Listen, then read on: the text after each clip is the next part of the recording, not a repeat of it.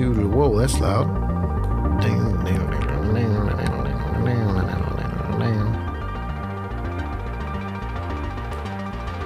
Yeah.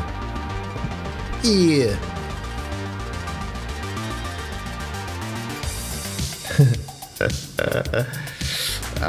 Kia ora, everybody.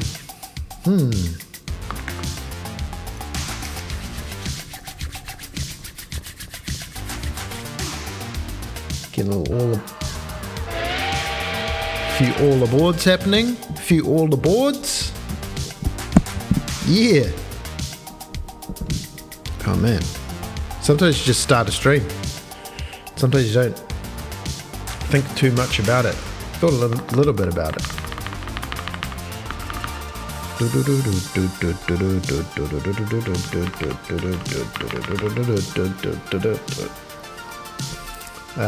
Yeah, need more coffee, that's for sure. Need more coffee. I feel like the dogs, I mistimed this and the dogs probably want to go out. But, you know, we won't let that get in the way. We also have a new text editor. What? Yeah. Kapai. Haere mai. First we need to do haere mai. Haere. Haere. How do you spell haere mai? Hey! How do we spell haere mai?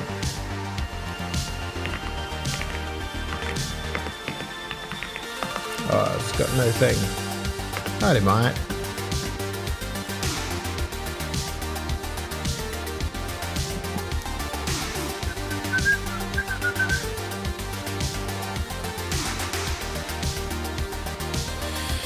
Alunya, what's happening? Oh, that's the wrong button. That's the mute button. That's I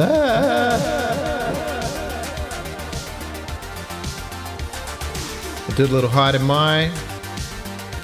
Oh, doggy. Hello. Doggy wants to say haere mai. Haere mai. Oh, hello. Yeah. Yeah, hello. Oh, thank you. Thank you. Yeah. Okay, thanks. Go have a... Come on. Come on, jelly beans. Say haere mai to the people. Good girl. What's this one over here? What's this? This one up here. Yeah, good girl. Over this one.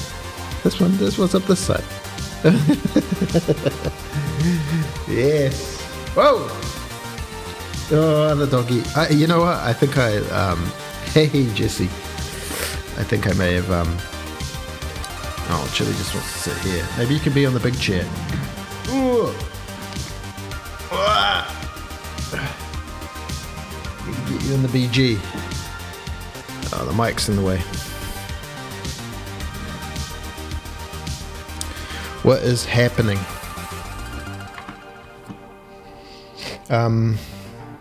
Yeah, today... Okay, we'll call that haere mai. Today we are making a train of some description. Well, there is a train. I made a steam train, but I want to make it better. And then there's a question of train track issues where, like, the trains, the whole game is designed around this one model that was like a Kenny model. This one. Just randomly, I designed the whole game around this one model for like how big the railways are and everything. And I was like, is this what we want? Oh yeah, and then I was trying to like determine one. I made this other steamer and then I was like, I don't know why it's kind of so wide, but I was trying to determine like how big are the trains actually, because they have to be able to like go around these tracks smoothly, but they don't want to be too big, but they kind of want to be like that or something.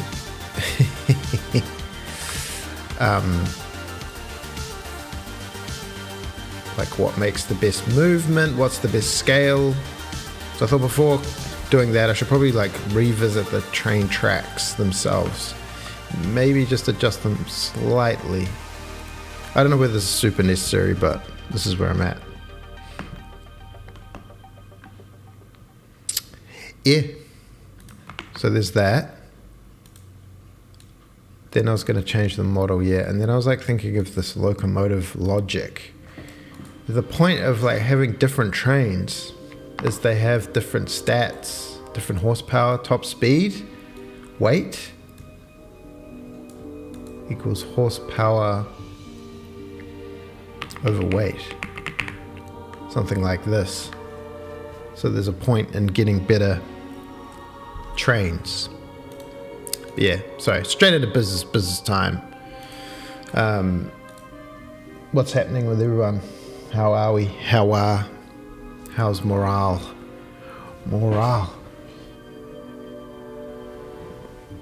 Things improving on your side, Jess?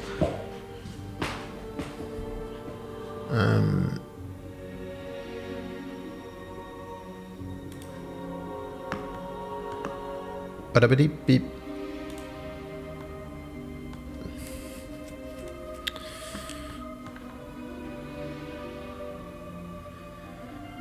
Hello. Oh. Yeah. When you're not on the main keyboard though, when you got the other keyboard, do you find your fingers like just get used to the keyboard, however, whatever size it is, and then if any key is moved, you're like a little bit like, oh. Or you just more hardcore than all that. Yeah, this rail is like a procedural one, and I made a little thing so it could have I could change the rail width and the resolution of the curve and the wood spacing, wood needed.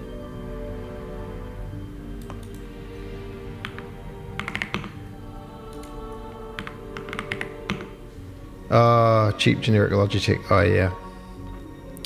I am using the keyboard itself is nothing special. It is an EPO Maker.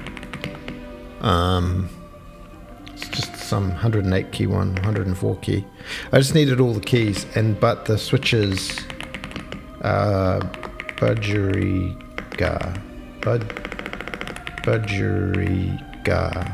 by EPO Maker, and they're supposedly tactile, but they're almost like clicky at the same time. I really like them. No major update on the job search, but I should have news tomorrow and steadily rebuilding the code. Yeah, oh man, you're in the trenches. I knew you were in the trenches. The flippin' man, I don't know if you replied to that thing on Discord. I'll bring it up for reference. I don't know how I did this. I mean, I think I know how it happened, but it was bruh. It was a major bruh. I hope this doesn't crash. I'm like trying a new type of streaming where I'm streaming and recording on the same PC because I was having issues with the thing. Oh, whoops, I'm loading up a work project accidentally. Oh yeah, this is like a music video edit. This is a basic music video edit for me. This is what we call a low effort music video.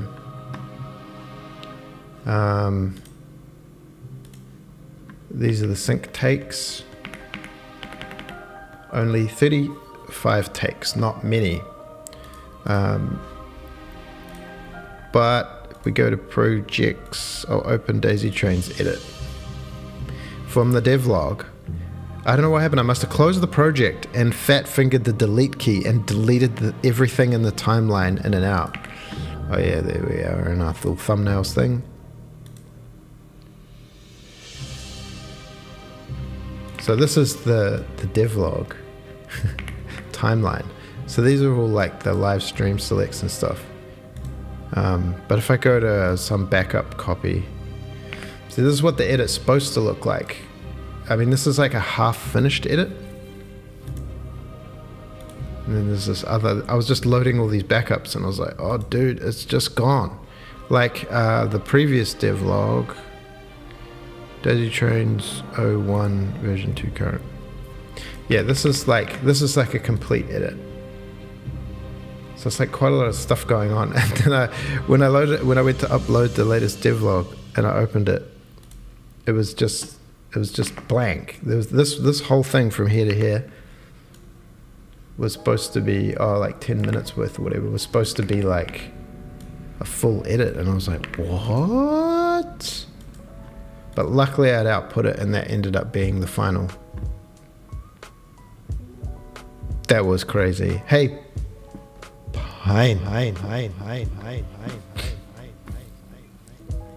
yeah, that was lucky, man. Usually it goes through a couple of, we output it, watch it, and be like, oh, need to fix a few things. There were a few things I was going to fix, but then we just stayed in it.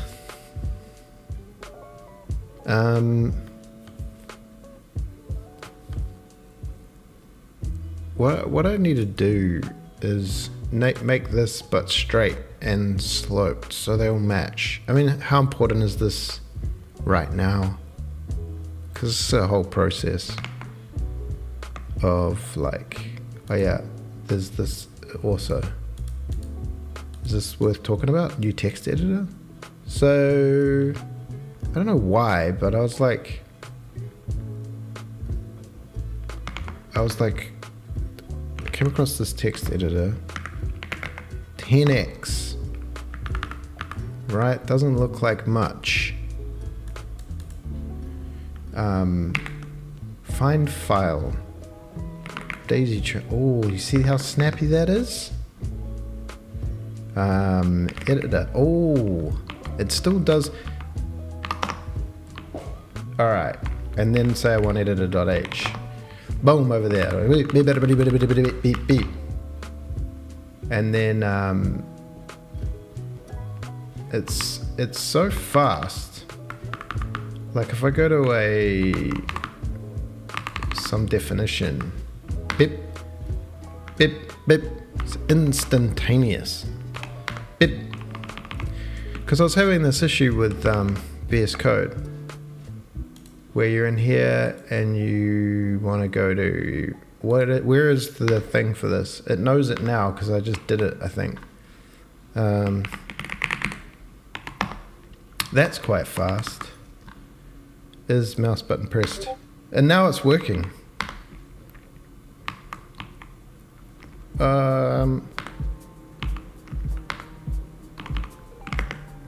It was being really slow.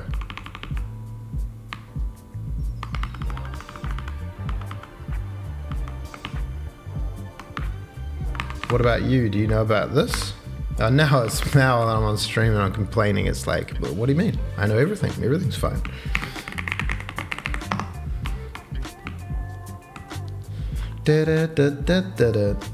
Highlight feature it knows. What about something difficult like cell remove feature? Now it's doing it. Oh, but I want to go to the thing. And now it loads. If I want to go to actually, where is this thing? Where are you? I got to push it twice. It won't take me to the... Now it loads this thing, and now I've got to go find it. Okay, that's one annoying thing. Then the other annoying thing, this thing was driving me crazy. So you're in editor, and I go feature, right? Feature cargo storage. And I go feature, and look at this. Feature. This is all Windows.h stuff.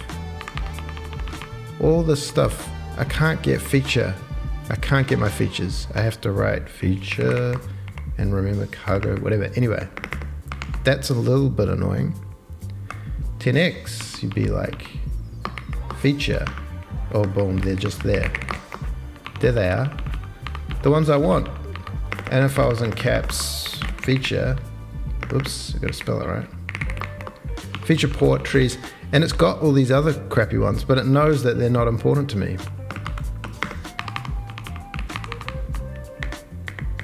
And so the way it works, it's kind of built for C++, and it's kind of built for Visual Studio projects in C++. So if I hit build, it builds with MS Build, which is what I already do. Just did this automatically, I didn't have to set this up. And then to debug, when you run it, it's slow building because it's building the whole project from scratch. Oh man, does it really take this long? And then if you push go, it'll open up Visual Studio. So it's all synced with Visual Studio. The first time it doesn't run, I don't think, but the second time if I push F5, and if you push F5, it's just as simple as that. Recording error. Recording error. If you push F5, nothing happens. Okay, start it from here, whatever.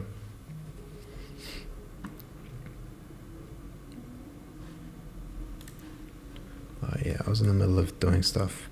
Will it, won't it? Oh yeah, it will run from there. And you can set breakpoints in the editor and they'll sync with Visual Studio. So it's kind of cool. It doesn't have it has some nice little small things, it's just built for speed really. Beep. Apparently, because it indexes the whole project or something, and then, it's just pretty snappy. So anyway, but it is a paid editor, which is strange. It's a paid editor, but it's got a 30-day free trial. And then I emailed the dude and I was like, bruh, can I'll use this editor on stream, man. Give me a license. So he gave me a license for 6 months. So I'm going to give it a go and see. It is a bit weird jumping between things. Because in at least in VS Code, you can just debug straight in here. Anyway, enough of that. What were we doing? We were doing... Okay, that's the new text editor. Exciting stuff. 10x editor. So it's built for C++ for large C++ projects. This is I wouldn't call large, but it's just built for fast editing and low overhead editing, so it doesn't have heaps of crap. It's got fast fuzzy finding.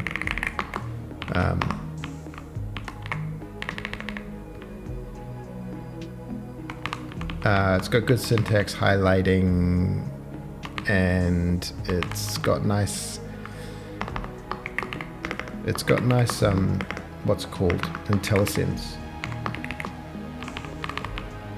I don't know. It's way snappier than VS Code. Maybe just for if you're in an editing thing and you want to go fast. But yeah, it's quite expensive though. It's $12 a month or something to use it. I was oh, and it's only really I don't know. It supports other things, but I feel like it's best. It only really applies because the project is a Visual Studio project in the first place. Because it seems to just sync with Visual Studio if you put a breakpoint.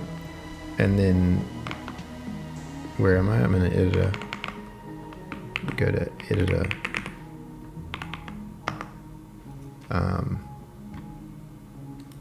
Oh, these things are too big. Well, nice. This is, yeah, also nice. Oh yeah, put the breakpoint.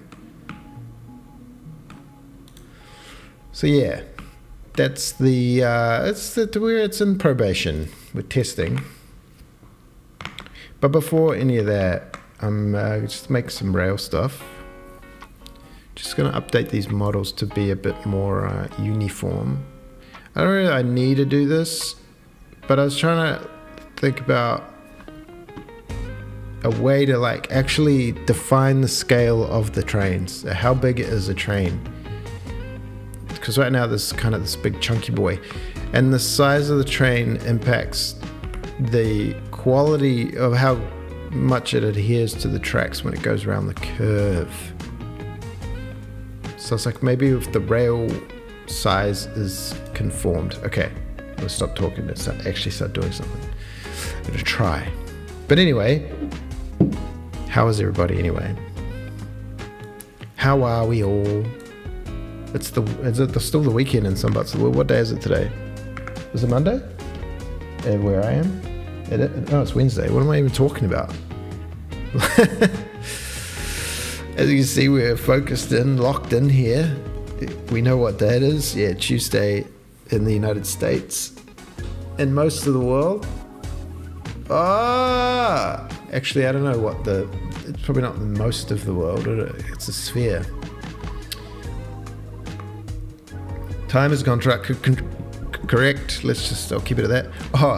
One other thing that doesn't matter. This is if anyone's a Blender user.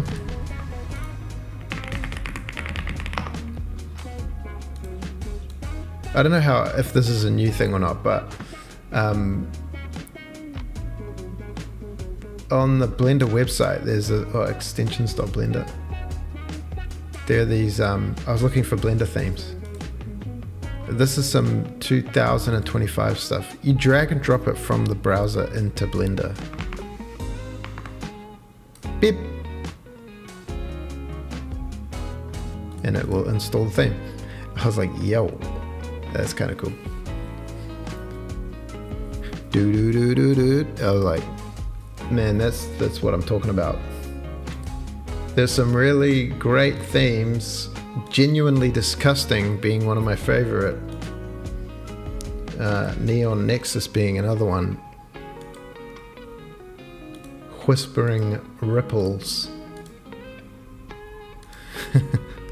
Yeah, bit of fun. Queensland, 9 a.m. Wednesday. Queensland. We're down in Sydney, mate. It's bloody rainy down here. How long have I been programming for?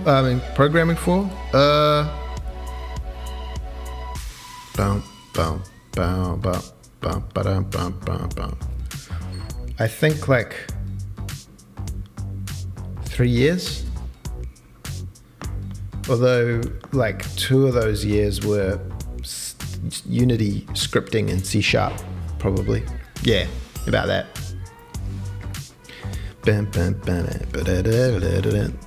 Okay, what are we doing? We're making things. Heck yeah, I'm actually a Kiwi though, so sorry about that. But we're here, we're in Australia. What if we make a duplicate of this? And we'll zero it out and we'll call this rail straight. Because we made a rail straight procedural, but we're going to use the controls we've got that we've built into this curve one. And we're going to do all the same stuff, but we're not going to curve. We're going to add a curve line.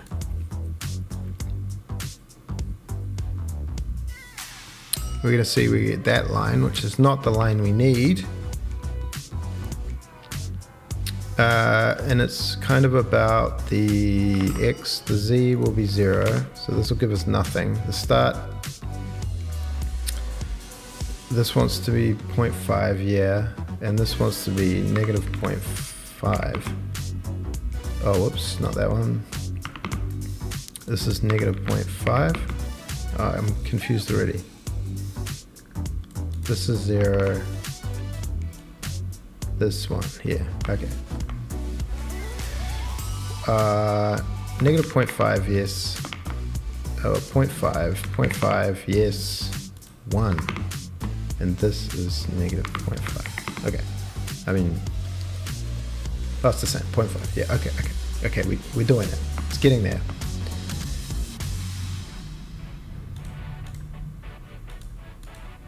Why is rail curve procedural doing this? Are they using the same geometry nodes? Setup, I see. This is curved rail. Oh, you know, we could build it in. We could build the single one that has an option. Why don't we do that? Build an not an output. Build an input that is curved. And this will be a boolean. Is curved. How do we do logic in this thing? Utilities.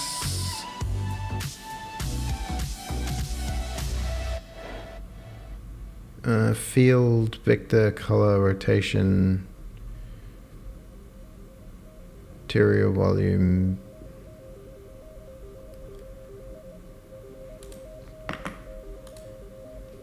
Bool. Input constant, Boolean math. And how do we do like a if? True. Boolean math, compare. Is it like a compare? Compare.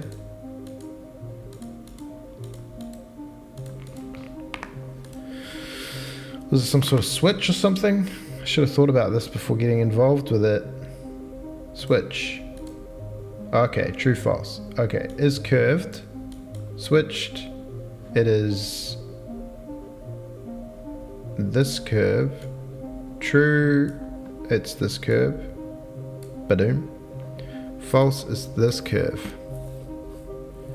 So on rail curved, we can say is curved true. And on rail straight is curved as false. Bada bing, bada boom. Bada bing, bada boom. This is gonna get messy. Kind of. This is. How do we frame it? Add layout frame. Yeah, one of these. Zip.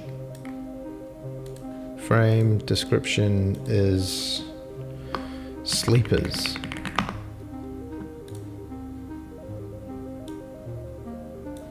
Do I have to put these things in the sleepers? Put them in the sleeper. Oh no, bro. Oh no, bro. Get out of the sleeper. Get out of it, sir. No, bruv.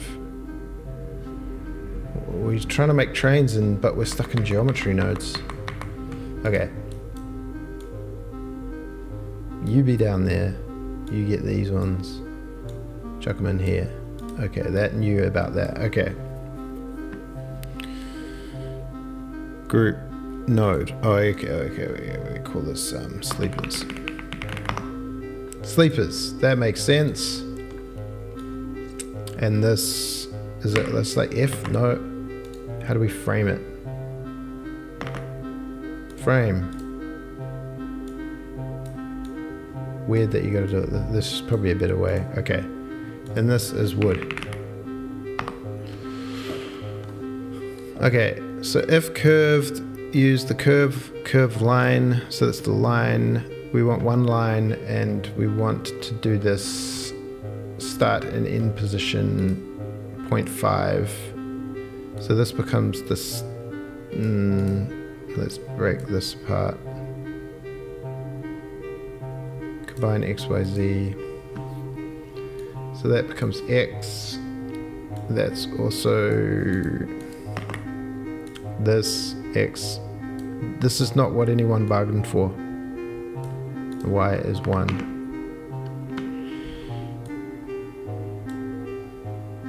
But we want to subtract this. That's that one.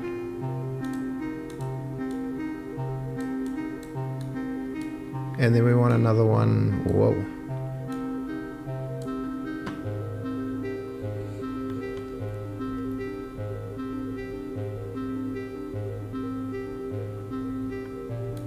This is confusing to do it in one thing. But it's also annoying to do it 2 times, so we'll see. See how that goes.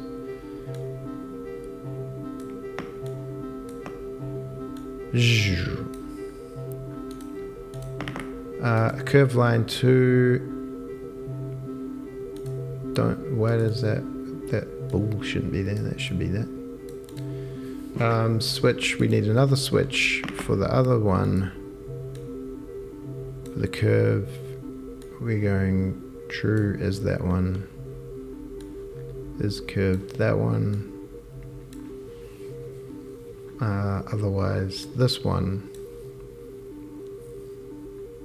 And this is the same thing here. Start and end. But we want this one, add into the X and add into the X, right? Yeah, boom, there we go. But why do we not see any wood slats? Oh, we do, but they're on this and it's the same thing. We need this curve line. How do I get it out of there? Get out of this. Get out of here.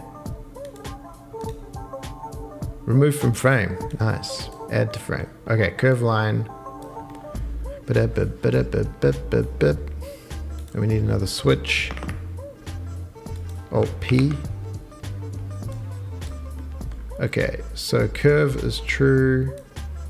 That one's false. We've got is curved, and the geometry goes into the trim curve. Oh, look at that. Wow, that just worked. How about that? Ooh. Okay. The idea is that because they're all based on this wood spacing. They've got different inputs. This one sucks. Well, it doesn't suck, but number of users of this data. One thing I don't know how to do is like link them up. So if I change this on one, it changes it on the other one. But theoretically, if I do this, oh yeah, it does leave a bit of a gap there,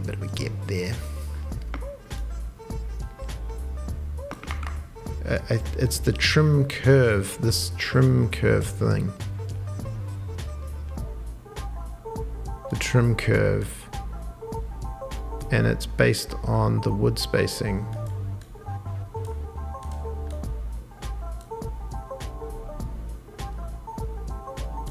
What if I mute you? It goes right to the end.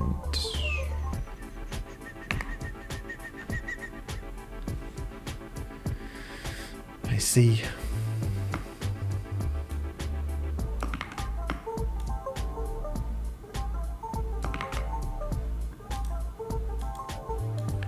What if wood spacing over divide by 2 and then do that? That gets a little closer.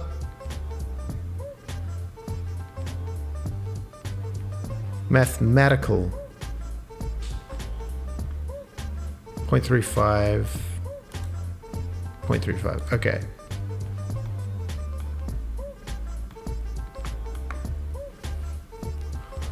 I don't know whether we need that. This is a whole thing because then you could like export it and texture it. And do we want to build that other piece of the thing? I don't even know how that's going to work.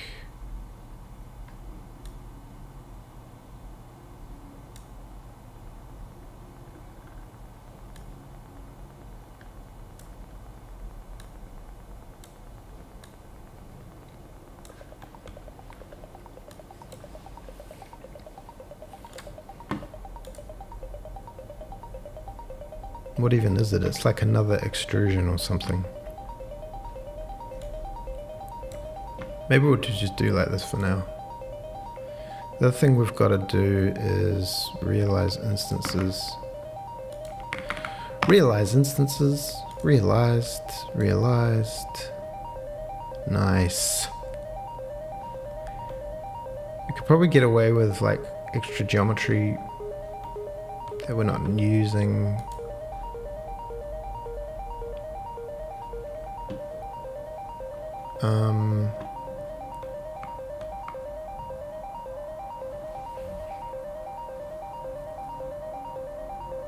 How do we do the thing?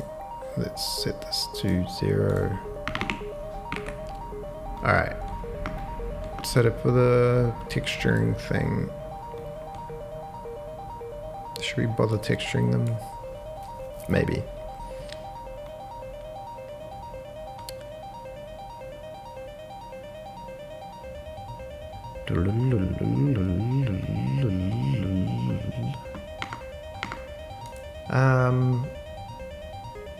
Texture paint. So this needs to be a shader editor. We need a new, we'll call it curve, straight rail straight ID. Okay, so we need an image texture and new one, rail straight ID 2048. New image.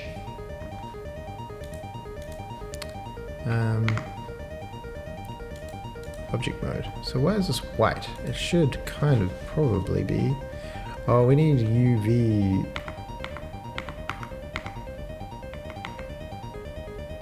Do we need to then bake it and UV unwrap it, or is that something we can do in the... Probably.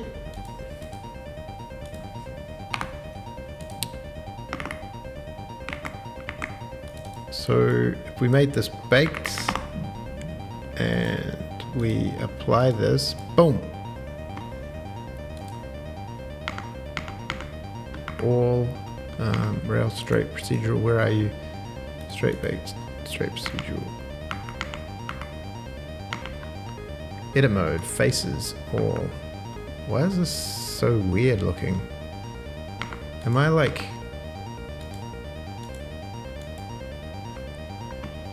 Is it this thing?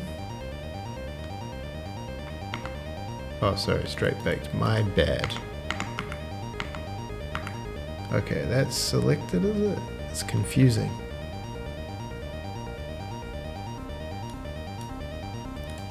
UV editor. Oh yeah, there they are. Unwrap, cube projection. Beautiful. Oh, I just selected everything. Okay. Just calm down. Okay, now you unwrap. Cube projection. That's better. UV average, UV pack islands. Pack them. Is this really the best we can do?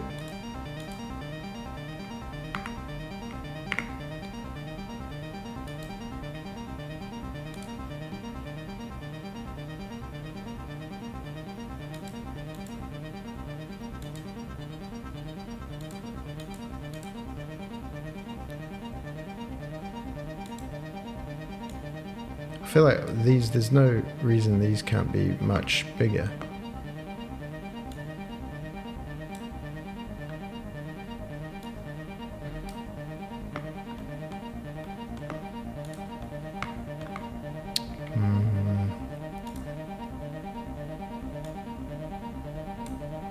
Kind of annoying to select.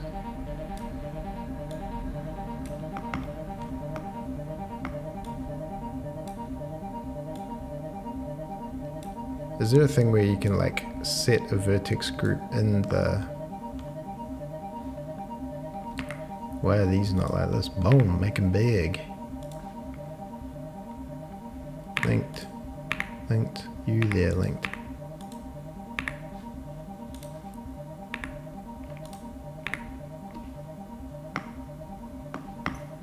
Linked. Linked and linked. LinkedIn.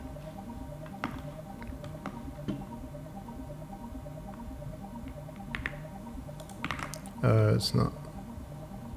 Why is it not picking up the...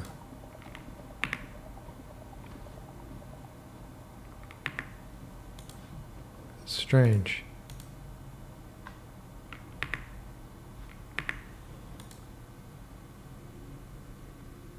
Is there something weird going on with that? Or is that just me? I don't know. Perhaps. I should have done this in the rail straight procedural. Can this have a thing that is like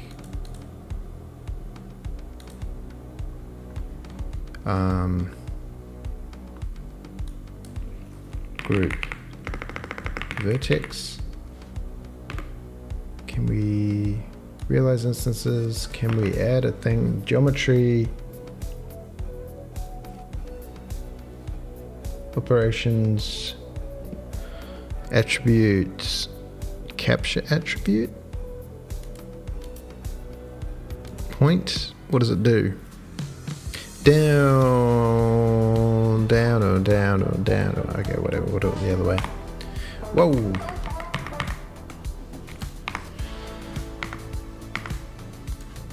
Back to the baked rail.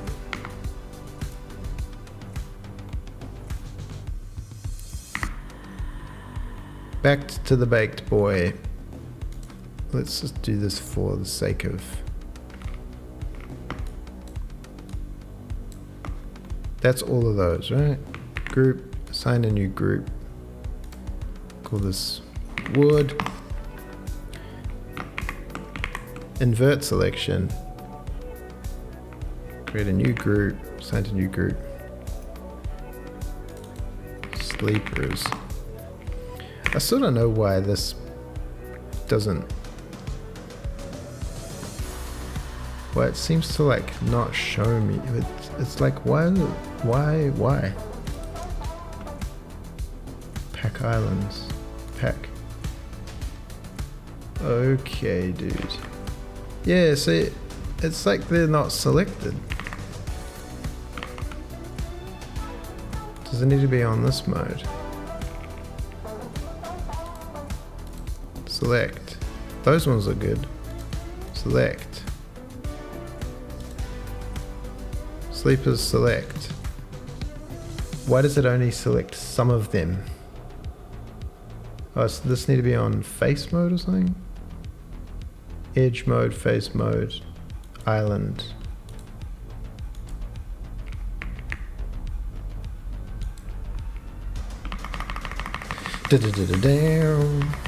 Okay. All. Okay, we're kind of packed. We're also overlapping for some reason.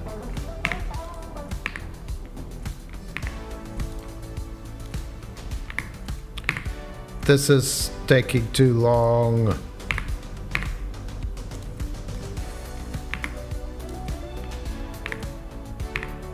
Perfect. Shader editor. Does this not already have a thing on it? Rail straight ID. Okay, now it looks good-ish. Okay, texture paint. Select mask. Go to this. Select texture paint. Some blue fill. Nice. Sleepers select.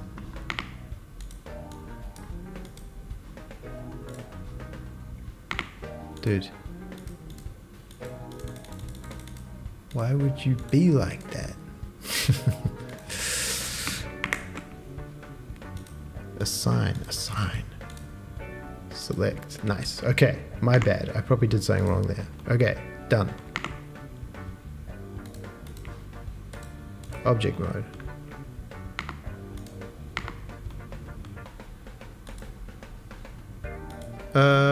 That seems good. Export a GLB. So where are we? Rail.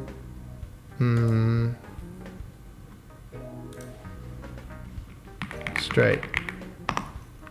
Guess I can put that there. Rail. Straight.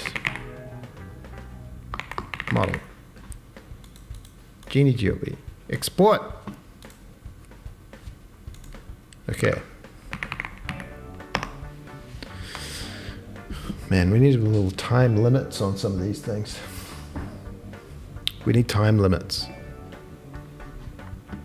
Need to move forwards fast.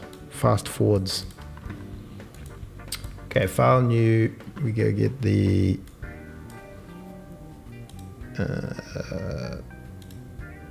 rail straight model. Yep.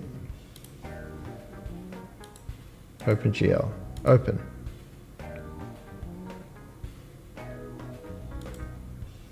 What? Did I get an error there that I didn't even see?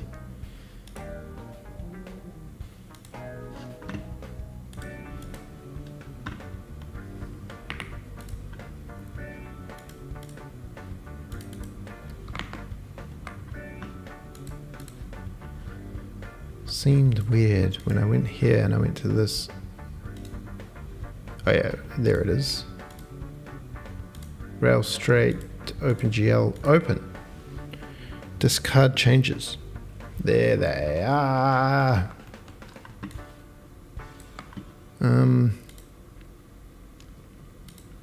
Texture set, bake. Bake them. Bacon. Lovely. Paint mode. They're quite tall, thick looking sleepers. ID map, choose that one. Choose it in layers. Delete all this. Create a group with a color selection. And we pick this one, call it wood. And we were using some wood. I remember we were using some wood, stylized wood rough or something.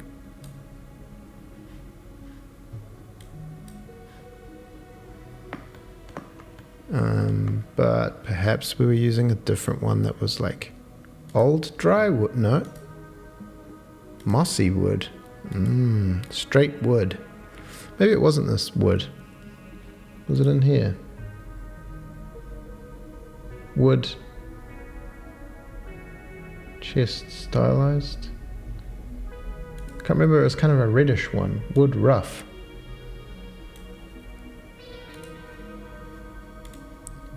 We need to do a triplanar on this bad boy. Damaged reddish wood.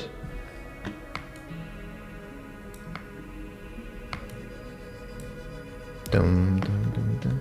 He fix. Looking forward to the next stream. What's the plan? What's the plan? What's the plan? Well, we're, as usual, kind of sidetracking. Plan for today is just doing a quick update to the train tracks to make them a bit more uniform. And then I've got the steam engine that I'm working on. And I want to write some logic for the locomotive to like take into account the weight and its horsepower and its slope, you know? So each locomotive can have different stats and be a bit more. There's a point to upgrading your trains because there needs to be some progression. Well, that's what I'm thinking. I kind of need, the thing with this is I need this, you need to do this to both models. So I think you can save this as a thing. You get what I'm saying?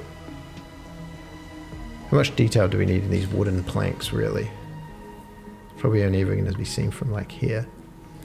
But maybe we could be like fancy a bit with it and do some sort of grungy thing. Is it maybe doing a bit of grungy?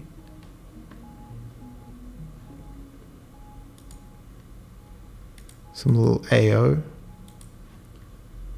Could add another fill layer with a black mask.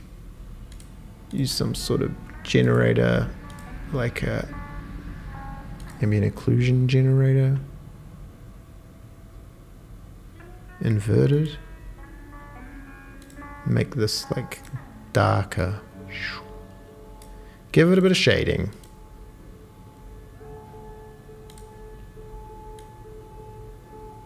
Kind of nice.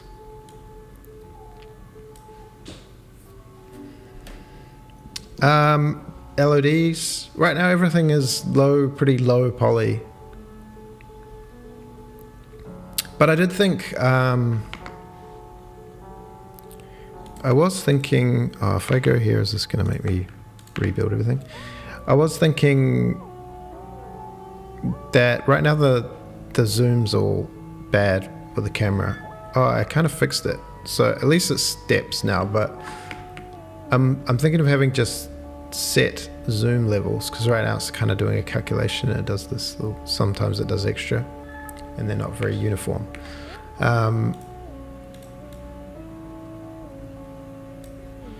I was thinking about fixing the camera zoom so there's set zoom levels, and if so, then if there needed to be some change in detail, like how many grasses we draw, or if I go to this world,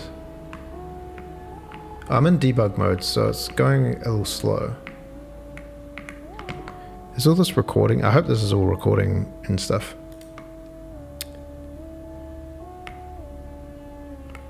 It's not much of a test really to not run in release mode because debug mode is so slow. But yeah, I thought with fixed steps of zoom, then you could just say at this level render these models, or if you wanted to start putting in cards or something. I don't know whether they're going to need to, because it's quite fast even with no culling going on.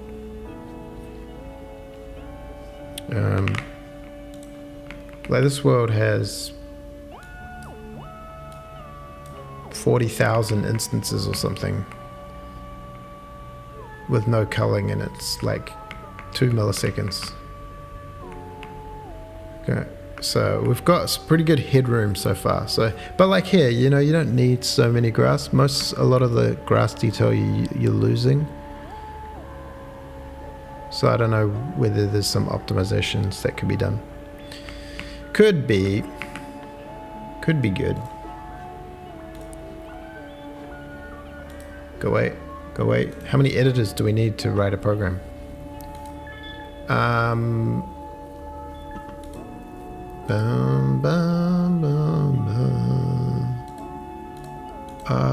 did I do it? I thought it was like an add. Whatever. We'll add a new one. Of course, it puts the folder in the other folder because you'd always want that. Sleeper, color selection. This thing.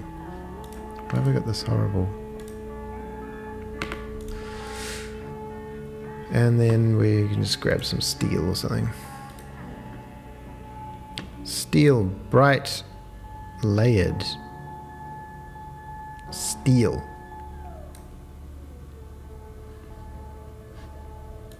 This is very complex steel. We just want steel with like no roughness. We want it to be shiny. I want to see it gleam.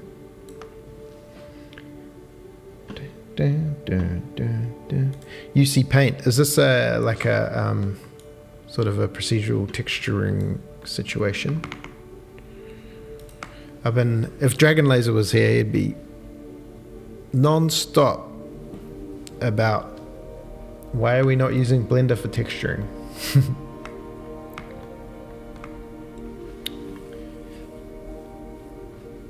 It does have this kind of finished brushed. I don't really need that or that. I just make it straight. Rail. Pretty decent. Is it a paid thing or is it a, what is it? What are we talking about here? So there's a thing where you can like go save smart material. How do we do that?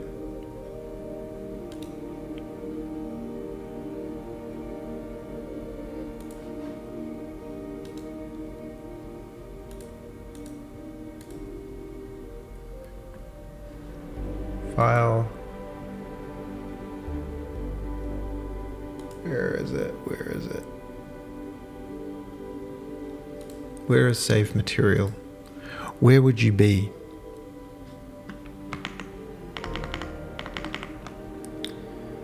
Save smart material substance. Blah blah blah. Create. Organize your layers within a folder, then right click on the folder. Okay, so we need a new folder. Call it rail. Put that in there and put that in there. And then create smart material. Name Daisy Trains Rail. Close. Daisy Trains. Oh, that one's. I've already got a thing. Rename. Daisy Trains Rail. Capitalizations. What happened to my viewer? Oh, there it is. Okay. Rail straight. Straight. Okay, export those textures. Straight, rail straight. Select. 1024. Export. Ding dong, ding dong. Oh yeah, you see paint. Okay. I have to consult with Dragon Laser. He's very concerned about the current state of affairs. Does this exist? Ugh. This is why you like, I won't do it properly this time. I'll just do it quickly. And then all this naming stuff. Rail straight. Base color. I just need that. I know you can set it. Whoa.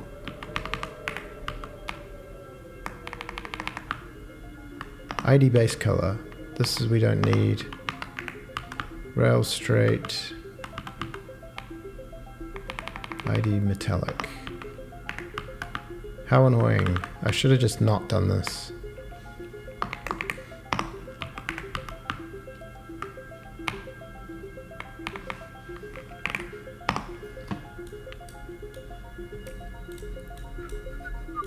Base color.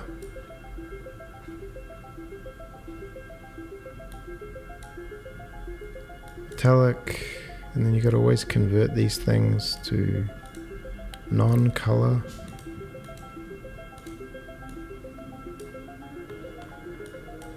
Yeah, maybe it would be better to do it in Blender workflow. So you don't have to do this every time you want to change a thing.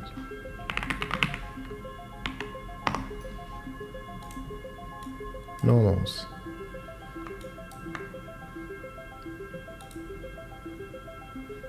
I don't see any normals. Oh, this is color, that's why. That's that. There we go. And roughness.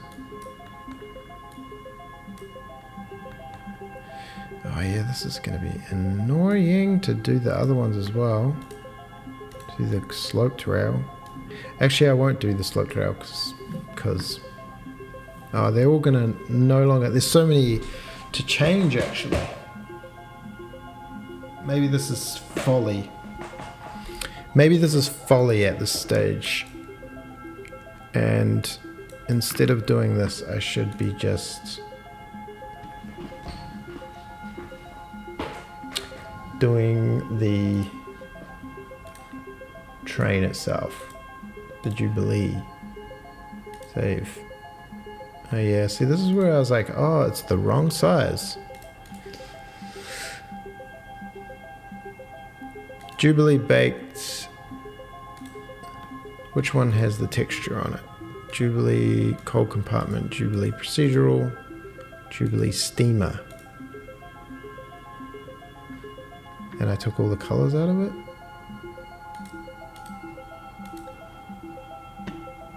base color, color, metallic, metallic, roughness, roughness, color mask goes into the emission, normal map goes into the normals. Ah yes, this is a lovely steamer.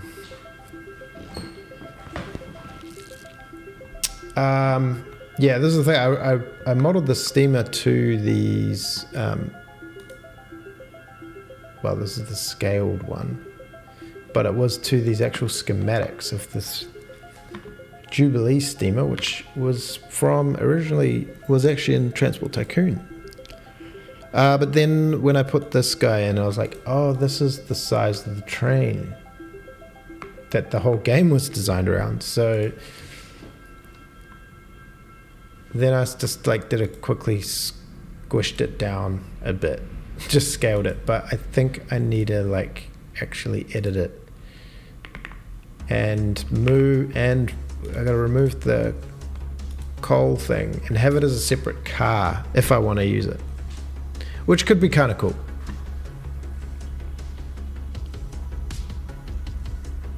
But yeah, just doing a little scale down kind of worked. Like that, like look at it though.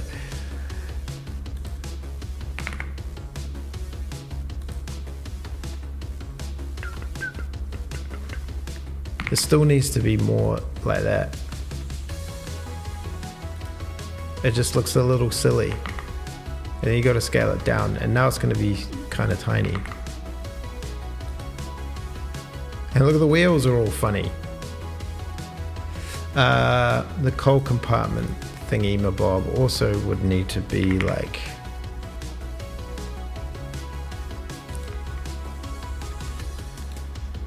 set origin to geometry.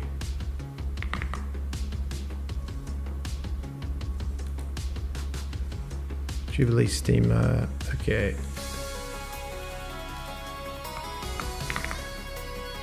Put this like there.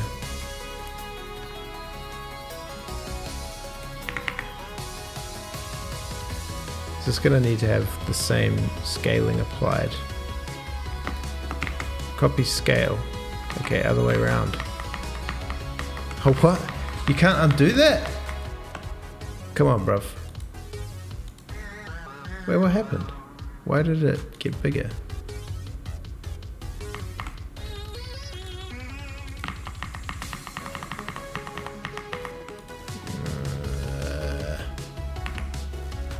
Oh, I did it, but it just didn't update it. So you set the one you want it, and then you go copy scale.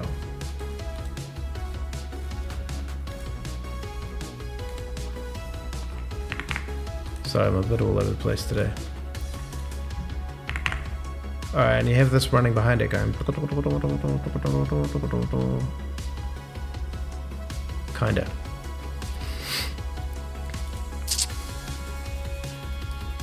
How big's the electricity train? Okay, they're all gonna look a little small and weird.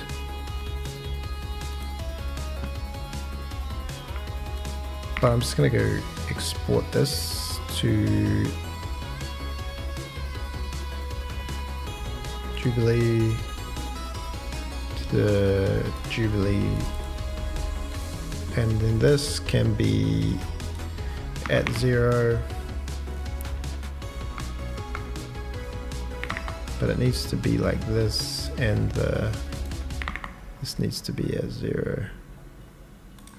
So if I set this to 0, it's gonna do like that. Okay.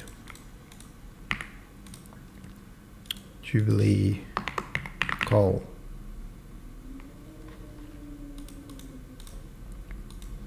Okay. So it seems like a lot of nothing happening. We pop the train down. Oh yeah, there we go.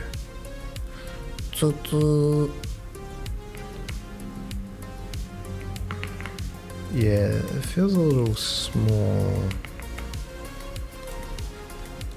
but you know.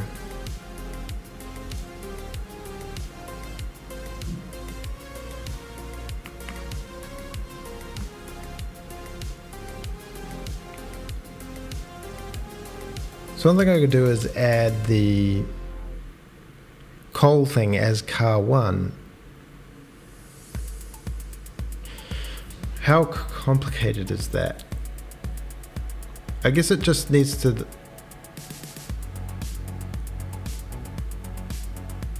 We just need to offset everything by 1 and manually draw. Well, the logic's kind of annoyingly going to need to be split because these cars all have their own.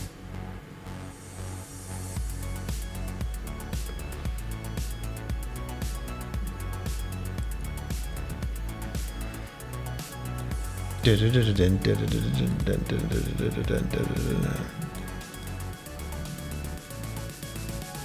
get some wind going, yeah.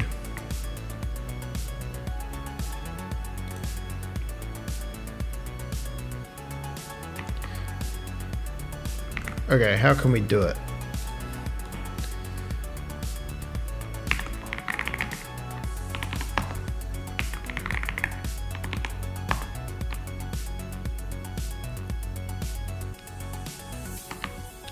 So we've got this engine and it could have... The train has cars. And we'll just put a dumb bull for now. Bull has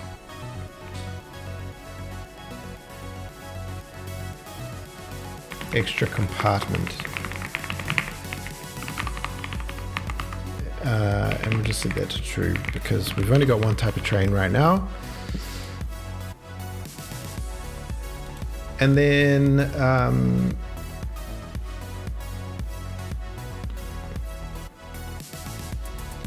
oh, so I'm not getting these chats. Again, this chat thing is so broken in OBS. You're writing an engine, then the game, or you're directly writing the game with some editing capabilities? Yeah, it's kind of like the engine supports the game and the editor supports the game. The engine kind of doesn't know anything about the game though. It only has features that the game needs at the moment. But I still try to separate the concerns. And then the editor knows about everything, so it can just make tools. A game knows about the engine. The editor knows about the game and engine. The engine doesn't know about anything. All it is to be called. Yeah. Yeah, it's Genie. So it's got it does the graphics, like does all the OpenGL stuff for you, for me, for Daisy Trains. It does some memory management stuff. It's got a tweener, it's got a debug. It does the clock and the core input. It actually does the UI, the IMGUI UI implementation. And then it's just got a bunch of helpful stuff. Kind of defines how things are in terms of like what are the core types. The renderer is probably the biggest part of it. It does like auto batching. You can load a model and it'll create a batch for it and then auto instance it and stuff. So we could start with the easy thing and say this cell offset, car index plus, what if we just did +2? Would this just push all the cars off by 1?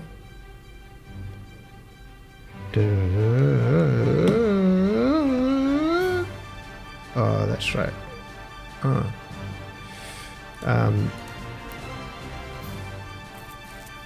Okay, so that leaves space for the engine,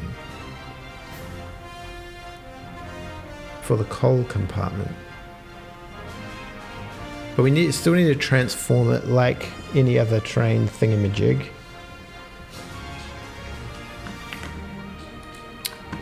Oh yeah, case in point. So we've got a new model. models, game models. So loading a model is, got to put it somewhere, I guess. So I've got like a store of models, model data. So these are all the models in the game at the moment. Genie model pointer. So it'll log the model and all that stuff and store it. So we just have a pointer to it.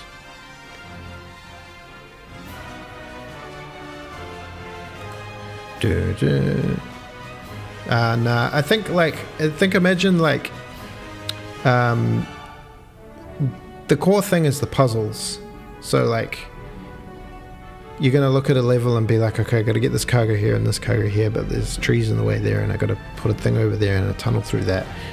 The trains are gonna be sort of like, how fast and efficiently can they solve the puzzle? Because overall there's going to be a bigger goal of like move 100,000 cargo from the beginning to the end of the level, and you're going to do it and you're going to set the train going and it's going to be going slow because it's an old steam engine, and then you're going to perhaps have way to upgrade your trains, so there'll be like, there'll be steam and then there'll be diesel trains and they'll have different pulling power, but you think, I want to use this one on that level and this one on that level to try and make the levels, make you get through the levels quicker or with more fun. And then there might be a metric for like how fast you solve the level or something, so people could optimize their runs, maybe something like that.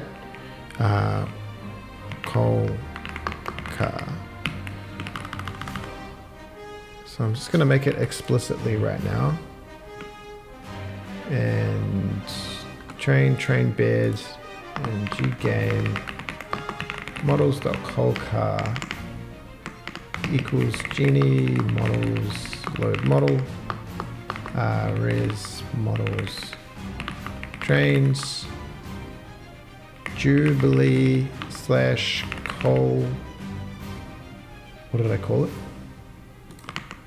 This is another thing that is actually nice about VS Code. It's got the file browser in here, so you could be like, what did I just name that thing? Models, trains, Jubilee coal, of course.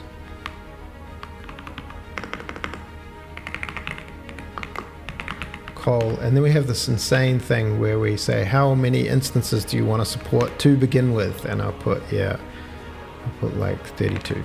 It can grow. So that'll go and load the model and load all the meshes and the materials, create instances for it. And then if we want to draw it, then we can just call draw. We will need to update the unit. In fact, it needs to be a unit. Trains unit coal unit. We'll get rid of this bull. We're just going to do it explicitly. VS Visual Studio. I'm not in. This isn't Visual Studio. This is 10x. I'm trying 10x.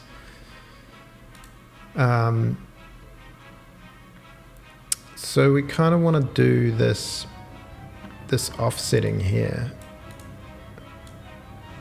Offset equals da da da da da da da da, and then we get the cell offset. And where do we update the actual update unit? So this stuff here needs to happen again. So because it happens again, it seems a little crazy to do it multiple times. Maybe we'll write a function for it. We can steal it, offset. I can't exactly, it was only a few days ago, I just was getting annoyed with VS Code being slow in some things. Like, it kept like lagging when I went to do this kind of thing. When I went to go to like here, I go, take me to the declaration. That time I just straight up didn't do it. That time I did it. It's kind of got to like load every time you push this button, and then sometimes it does this. It's like, oh, did you want the, or did you want the, I'm like, I don't want any of this stuff. And also it's doing this, adding all of Windows.h into the IntelliSense. Like, go away, I don't need any of that. And this one's just fast for editing, I guess. Engine.unit.connection delta minus. And what is car offset? Oh, this is car offset. So car offset times 1. It's just 1. It's just car offset. It's a single car offset. And then we want to get this. And this could be a function called get car offset. And it sends back a connection. And all it takes in is an index. And that's pretty much it. And then you can call car. Oh, we need to be sure to do this.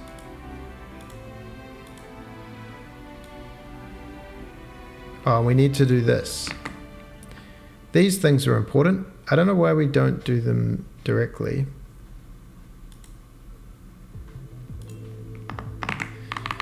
And this is not car, this is engine dot coal unit dot connection delta. The other thing is this doesn't give you any kind of warnings if you're doing stuff wrong. So you think you're so cool, and then you realize you're not. Engine coal unit dot connection delta update connection engine dot coal unit. Come on, trains. Syntax error.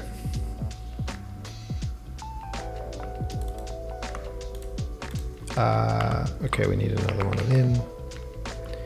And then connection.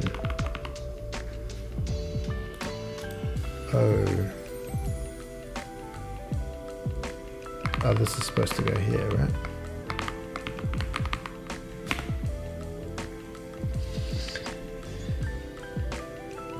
Yeah, I had Rider. I used to use Rider with Unity, and that was like, yo, loved Rider. And it would also like jump when I was first learning, and it'd jump in and be like, hey, by the way, what you've done here is quite expensive. Do you want to try this other thing? I was like, whoa, it's actually helping me learn. Chili didn't like that. Whoa.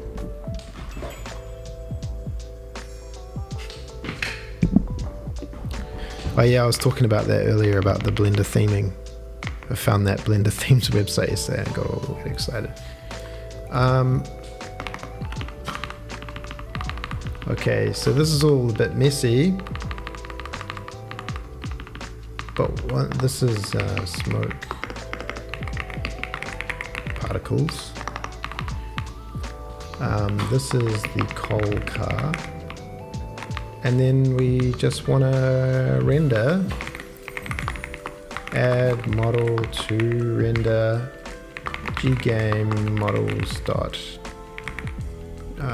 coal car.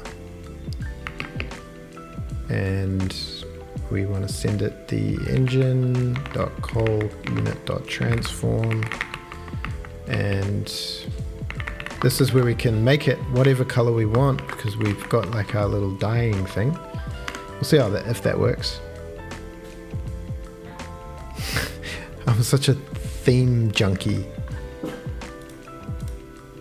Okay. Unit equals null. Stop. What happened? What happened? Unit coal engine coal unit. So it's a unit. Does it need some sort of initialization? Did I forget to? Oh, I need to probably do all this stuff.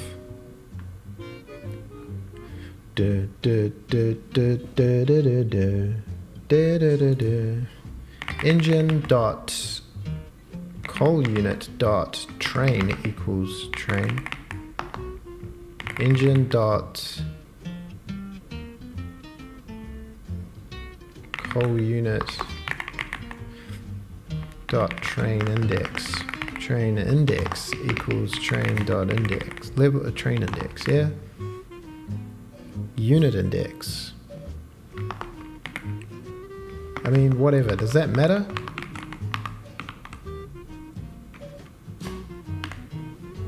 Oh, Beansy, didn't you go for the BB? I know. That's what I like about this. Oh,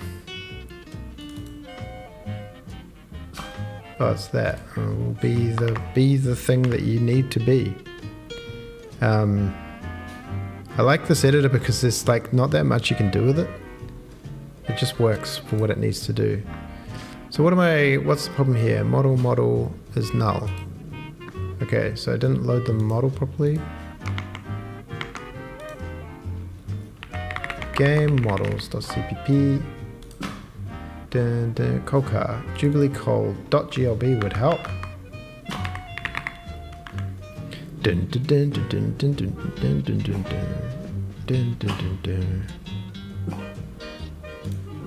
Go coal car. There it is. The offset's a little long. The scale's a little small.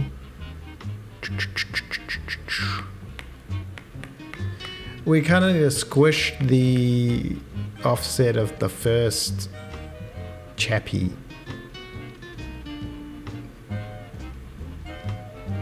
There's so much steam going, you can't even see the train. Oh, did I not make the correct color mask? Or maybe I did. It uses the same texture, I think. Yo, Lay, sorry I missed you there, buddy.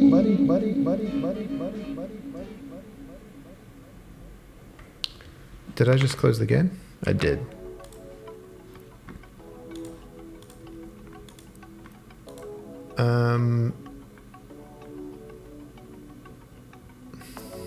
Well, red.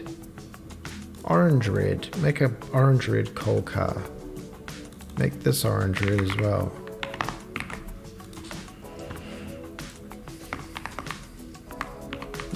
Car offset times 0.8f. So this will push that one closer. Did you go for pee-pee, darling? Did you go for pee-pee? Oh yeah, the reds. Oh yeah, that put it closer. But now the other ones are further.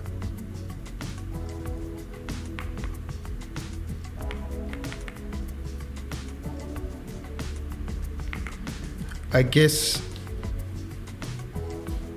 you need to kind of do is the car offset by the car index plus 2.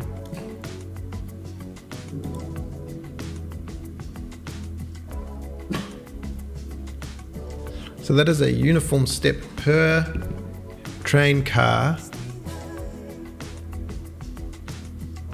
So the car offset step needs to remain the same, but then you need to push them all back by some amount. Minus 0.2f. That might be a lot. Down. Might need to take these dogs out for bathroom and drink coffee because I feel a little like it's minus is the wrong number. It's going to be plus.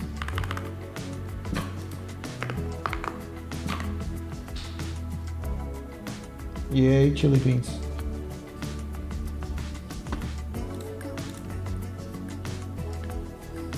Oh, yo, that one's closer.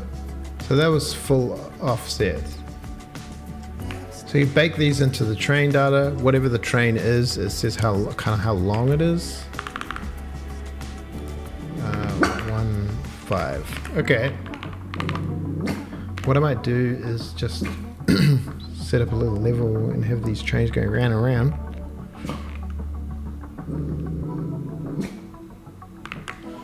Just let up world. Get a couple of trains going. Bzzzt. Bzzzt. Oh, is this going to crash now? Because it's too long? Case in point, what we're attempting to do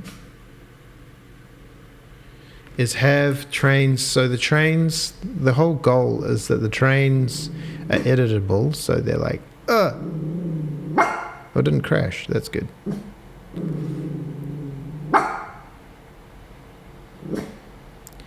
I know, Chili. The trains are editable, so there'll be some levels where it's a good idea to have lots of cars, and then there's some levels where, like this, tight loops, you can have a maximum amount of cars. And plus the amount of cars changes how quickly the train hauls it, the haulage. Whoa, there goes its little thing.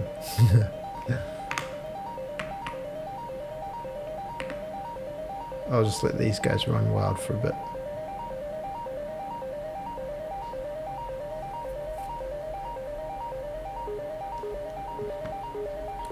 Trust me, it's going to be great. I hope. Yeah, and then there's like, I was thinking every time you unlock a level, you maybe get a reward of some type of locomotive or something, or you get some resources to upgrade your locomotives, and then you can be like, oh, there's one with lots of hills, I need a strong locomotive on this level. And so there's a little bit of chance involved as to how effectively you can solve the puzzles, or how quickly.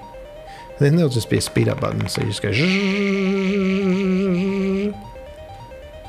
But yeah, I don't know. Maybe there'll be people want to be efficient. There'll be speed running. All right, I'm just gonna go take the dogs out for a pee and make a cup of coffee.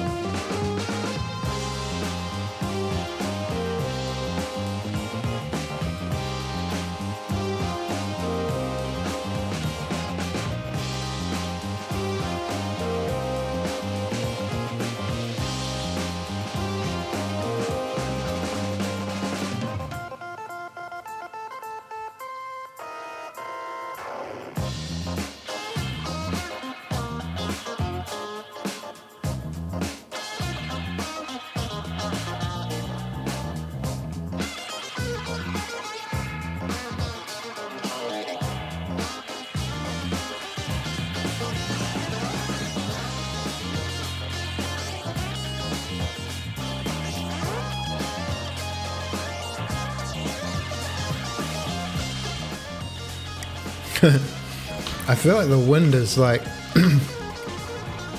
just gets stronger and stronger.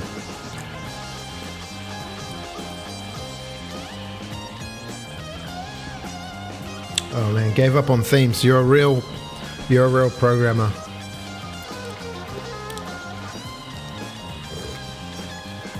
There's a it's kind of funny. I don't know if I'm reading into it too much. But old Mike Acton, young Mike Acton, he was working at Unity as doing the data-oriented stuff, and then he left Unity for whatever reason, and then he put this Substack out. It was like a 20-part video series on how to get your data out of Unity and into a custom engine. And I thought that was kind of funny. But then I was watching it, and man, that dude is a wizard. And then he was writing his little game in a terminal game engine thing called N-Curses or whatever. I was just like, he's using VI or Vim, I don't know, one of the early ones, and it's just like the color scheme was just so hectic. It was like bright red and pink. Yeah, good dude. Yeah, I was like, man, he's a real programmer. He doesn't even see color. All he sees is data.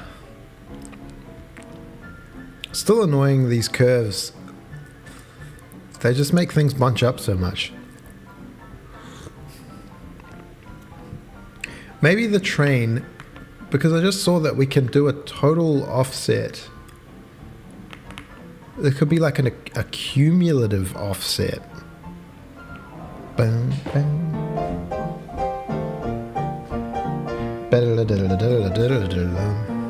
It's like a black box.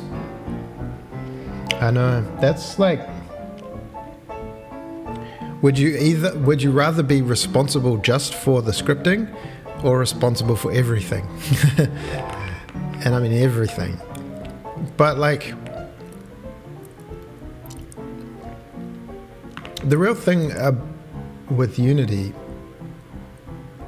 or using is like, I think Unity is actually really good. I think it's really better than people give it credit for. Because if you were trying to make Unity, you just never could, you know. But my only concern is like, you're using the tools, and then there's like ways of doing things, and then you end up like, instead of making your game, you make what Unity is good at making, which might not be the game you want to make, you know?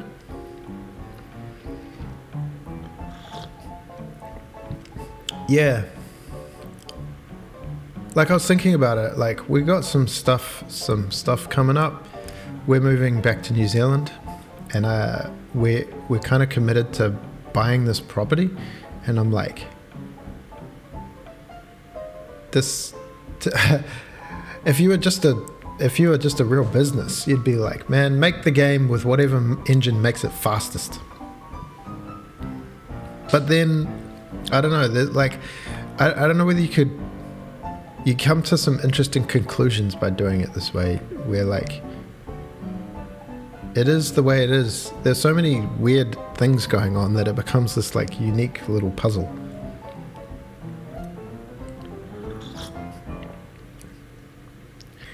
Yeah, I've been following old Cherno's progress. He's a wizard, that dude.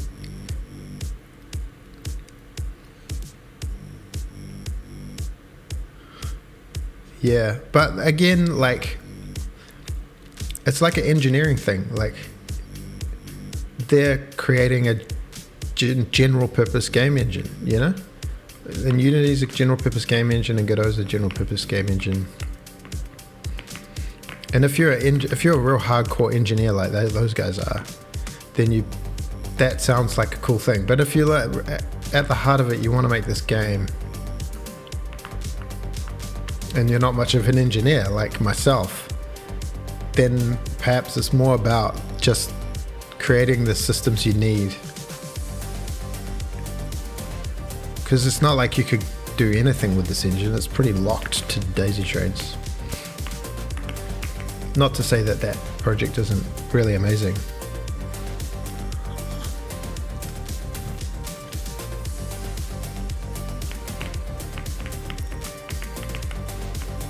Yeah, I wonder if the next project maybe use Odin or something. I don't know, C++ is kind of good. I mean, anyway, what were we even doing? Okay. I kind of like, I hate to say it, there's color schemes on this. I was trying to make one.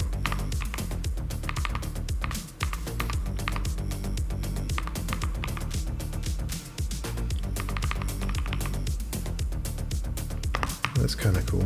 It's a little...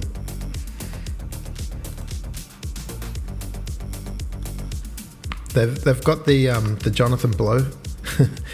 And I love this theme. I think it actually looks really good. But it makes me be like,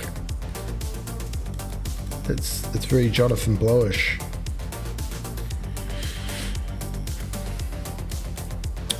So how does the refactoring go on this? If I wanted to refactor this and call it locomotive, will this compile and be like, yo, okay. No. Don't try doing that.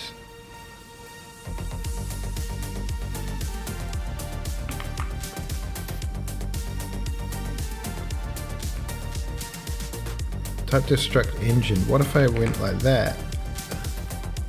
It doesn't get them all, eh? Let's just rename. I guess you could do Control-Shift-A, replace in files, or tools, file, edit, parser, rename symbol. Yeah, that is that, but it doesn't get these ones. Okay, and it doesn't get this one. I think I might just do it in this.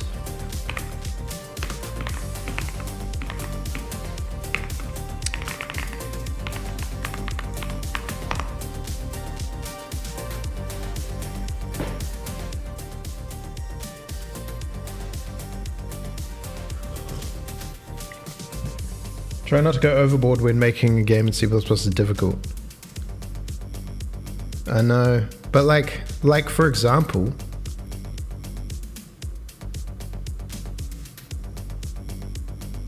yeah, 17. I think I'm on 20 just because I wanted to initialize lists. Initializer, you know, like when you create a thing in C, you can go dot something rather.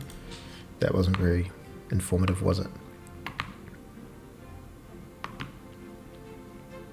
A train has a unit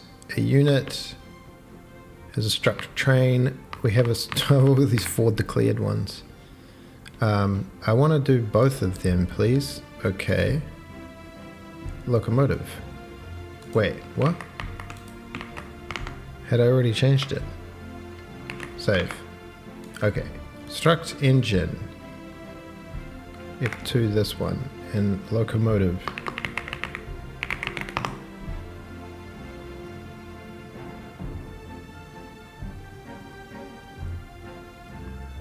Don't do that. Oh, I'm ringing. That means work. Just a second.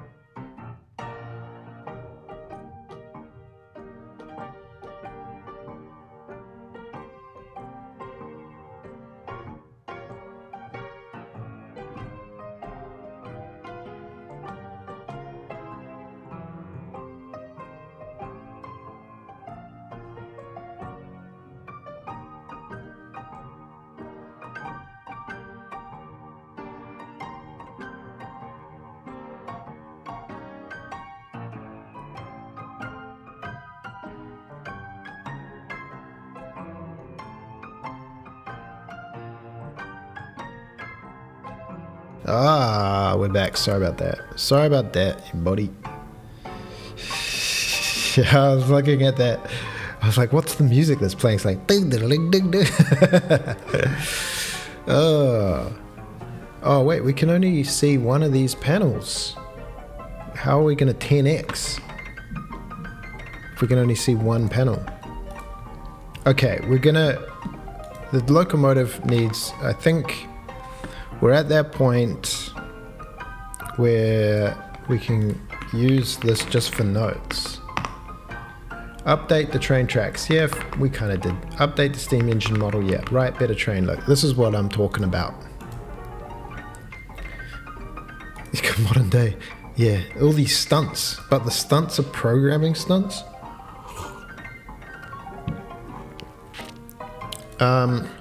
So locomotive's going to have horsepower, weight, speed. And a car could have... We could have like some...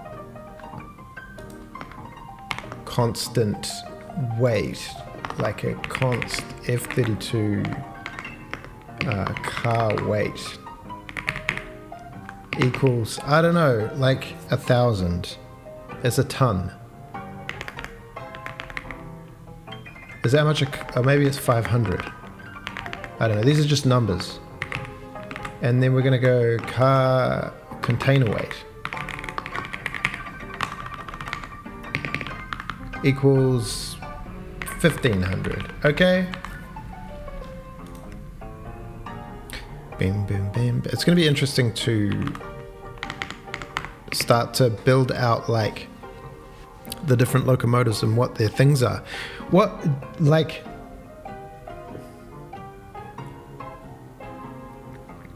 I'm just thinking like, say you want to make a bunch of different locomotive definitions. You could do something just like have a const locomotive Jubilee loco, something like that.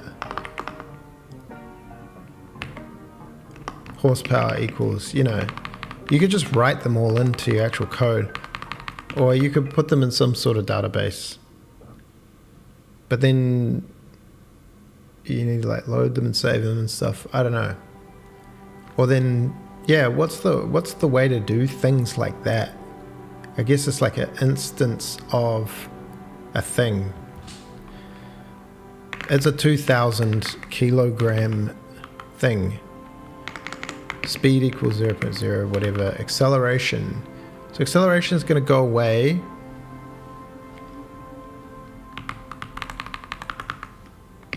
We'll set a default horsepower of 750 horsepower for a steam engine.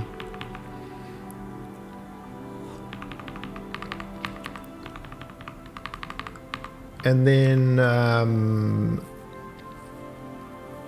well, what are we even doing? We're doing like a... Are we building? First and foremost. Also, like, do you guys... A JSON file is a great lib. Yeah, I've got JSON. But then, like, I guess, yeah, you could just edit a JSON file and load it. And then when you go to ship, you could pack it into a binary or something. Oh yeah, I did this as a segue. I had this whole idea about, I was like, the GLB loader is slow. Like it takes, in debug mode, it takes like 3 or 4 seconds to load the project. And then I was looking it up, I was like, yeah, you want an asset pipeline. You want an asset pipeline. So you like convert all your 3D models into binary files. First of all, you can like pack them and people can't read them or change them. And then when you load them in, it's fast because it's just reading binary. So I was like, spent a whole day writing this binary, converting all the stuff to binary, learning how to like write binary files with headers and stuff and loading it. And all it does is it like loads all the file bytes into an array, and then it goes to the pointer where the data is and loads them in. And it's loading in the actual raw pixels of all the textures and whatnot. And it's twice as slow as loading a GLB with TinyGLTF. Zip all my assets, embed them in the exe. Well, that sounds technical. We were doing trains. So if we get rid of, this is one thing I don't like. Say like you do this, you just comment out acceleration. In here, if you go to trains.cpp, I'll see that, I guess now it'll show me all these errors. It'll be like, hey, there is no thing called acceleration, but there's no error detection in 10x as far as I know. Is there a thing in settings? Settings, error. Output panel error regex. Oh, build error. Go to build error. Give me some squiggly lines, bruh. Locomotive speed. So I did this whole thing. I was like talking to Gemini about this. It was like, we need to calculate the acceleration. Acceleration equals 0.0 f. So, that was the other thing I was going to do, is change this to, we're just going to do a cheeky vector of cars.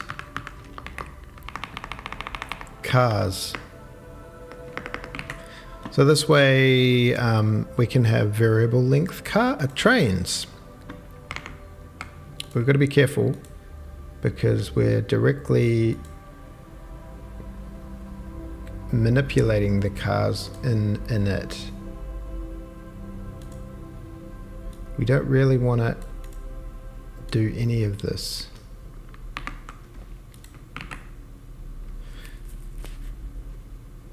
Yeah, I mean, I don't know anything about what you're talking about, so it sounds pretty cool. Anything, there's the dev channel there if you want to share any interesting stuff. I'm pretty noob really when it comes to programming. I don't know a lot. I just do basic stuff as much as possible. It's like the opposite of programming. Programming is like, use the computer and all the tools to do stuff so you don't have to do it every time.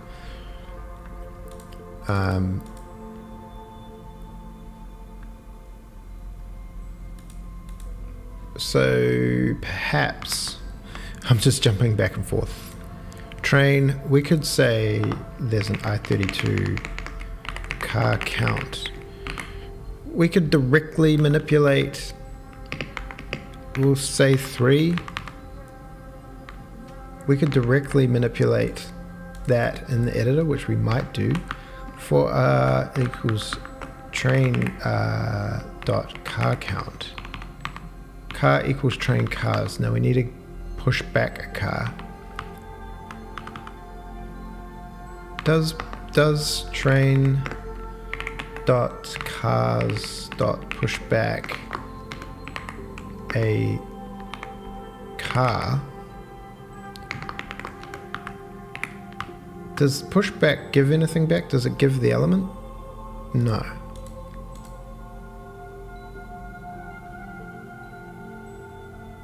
I wonder if that worked. Car unit transform. We don't worry about that. Does this build and run?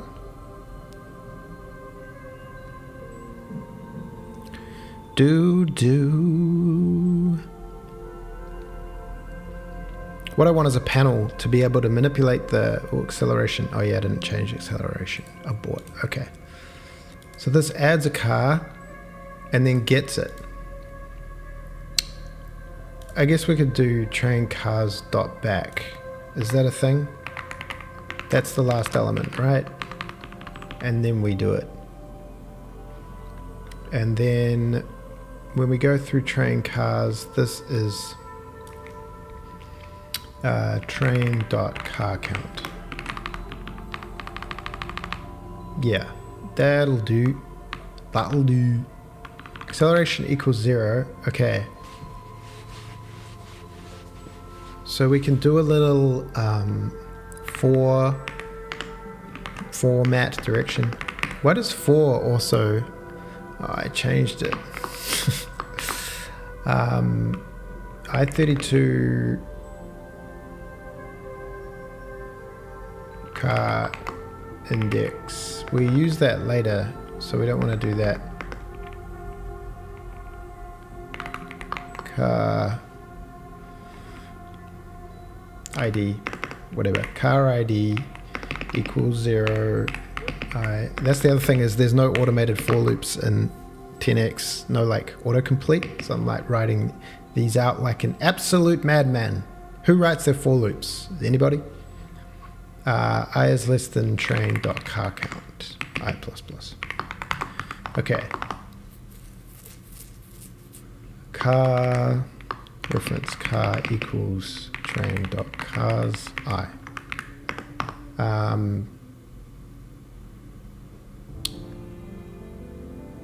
If car dot cargo type is not equal cargo type none, type none, so the train is loaded, we can have a F32 total weight equals train dot locomotive dot weight. Okay. If cargo type is none, then we can do total weight plus equals car dot it's car weight, and then if it's then total weight plus equals cargo container weight. Okay, so we have a total weight, and then we can say that acceleration equals horsepower, train dot loco dot horsepower over total weight. And then we kind of want to have like a const. It shouldn't be const. It's just a F32 acceleration factor equals 1.55F or something. So we can just times acceleration factor. It's just a general tweaker. Have you seen this guy called Toko Spliff working on his own engine for like 11? Oh, is he the dude that's like got long hair? He's all stonery dude, and he's just sat on the couch making it happen. Is it that guy? Actual crack devs.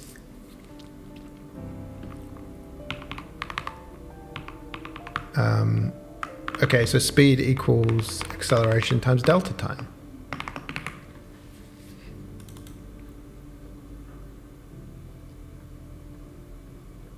And that was it. Build release. Yeah. There's a girl as well. There's like a Russian girl or something who's making an engine, like a Vulcan engine.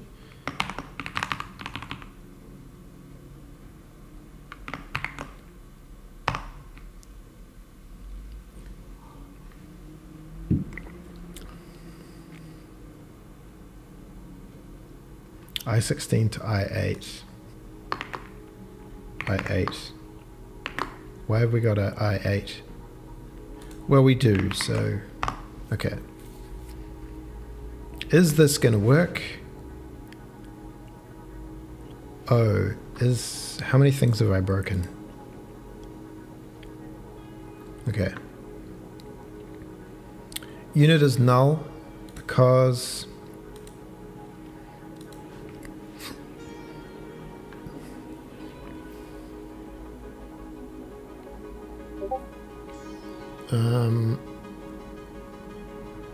car is going to be null, probably.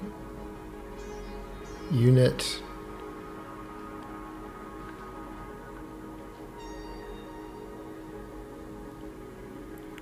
Cars. U-size train car count. Oh, we kind of need to be in debug mode for this.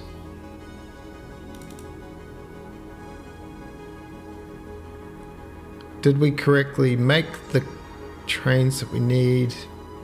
Let's see.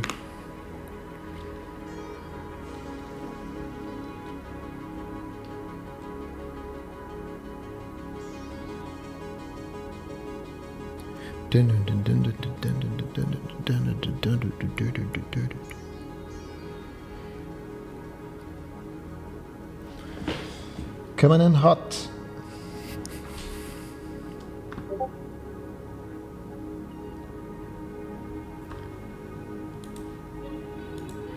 So the train car count is 3. We push back a car. Size is 1. Oh, we didn't do this. We got rid of this initialization code, didn't we? Which was, we need to set these, which are important. In fact, let's just get this stuff here.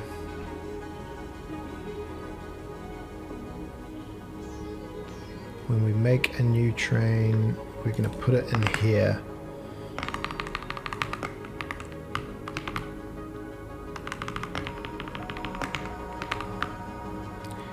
Car.locomotive equals whoa. Train.locomotive. Train index. And this is I.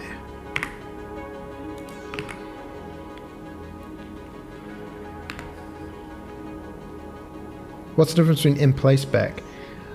Isn't there one where like, in place back, push back copies the argument, in place back constructs the data in place?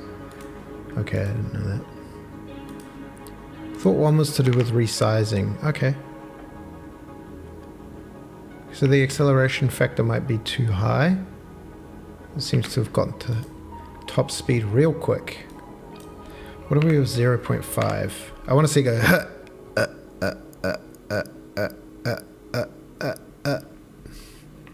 especially if it's got more things. Doosh.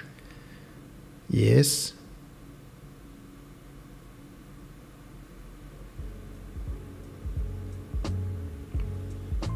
And what if I made it have like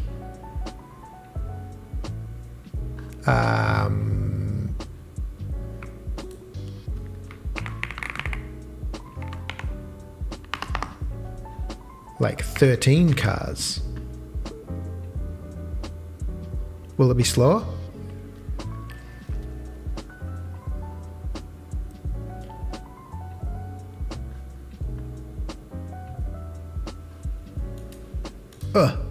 Oh, it's slower because it's hauling more cars.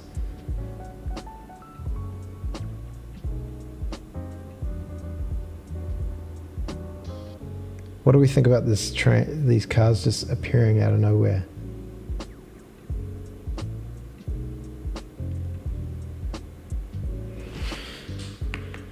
And now the pièce de résistance. Oh yeah, the big boy. It needs to also be affected by slopes. This is stuff that's like, is this stuff really important?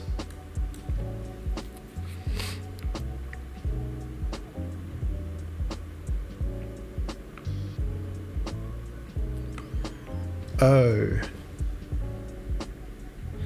So it's accelerating, it's already at top speed. So it's just going to continue at top speed. What do we need to tell it once it hits that to slow down?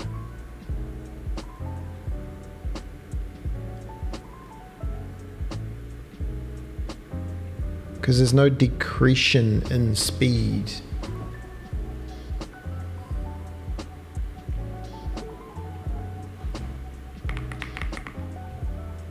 Yeah, exactly. Genie just makes stuff happen.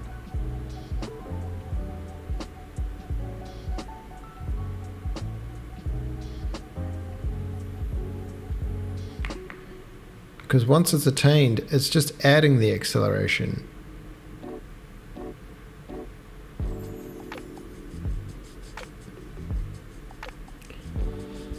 So do we need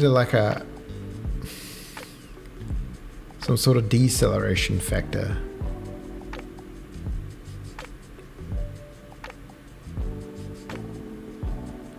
I just realized that coal thing should be full of coal. Wait, where did those white cargo containers... Oh, they're up there.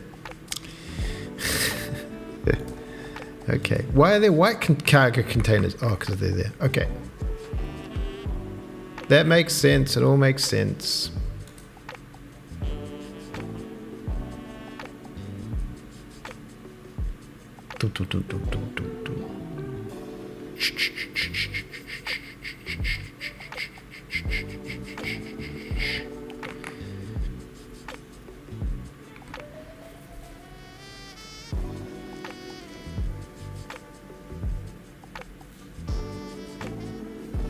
Check the rotation of the engine. Yeah, there's like... Well, it knows if it's on a slope.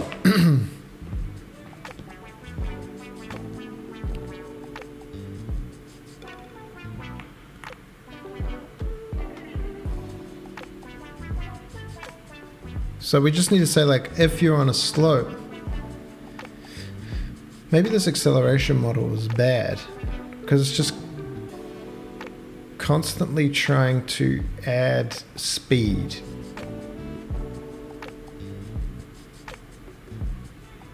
Until it reaches max speed.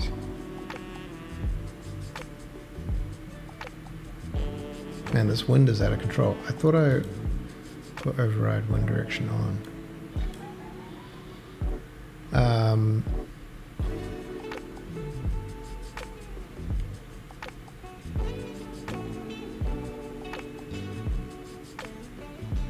I guess you could have a deceleration factor. Yeah, a deceleration factor.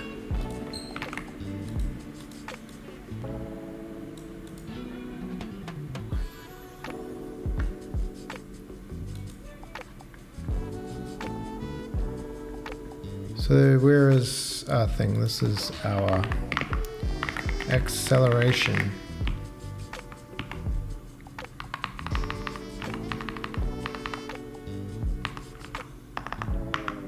F33 deceleration.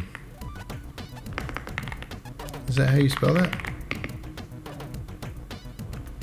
Doesn't seem right.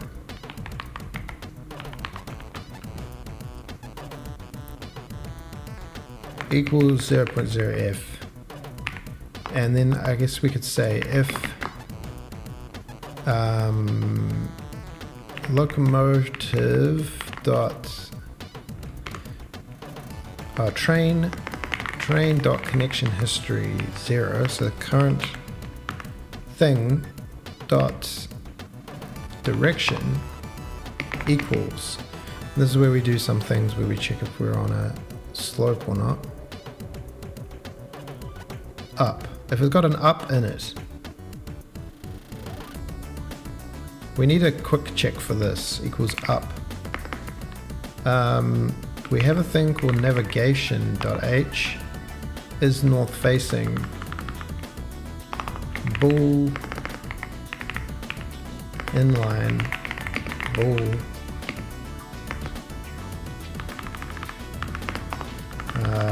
is direction up facing direction return direction equals up. See this? Up north or dig. We don't need this.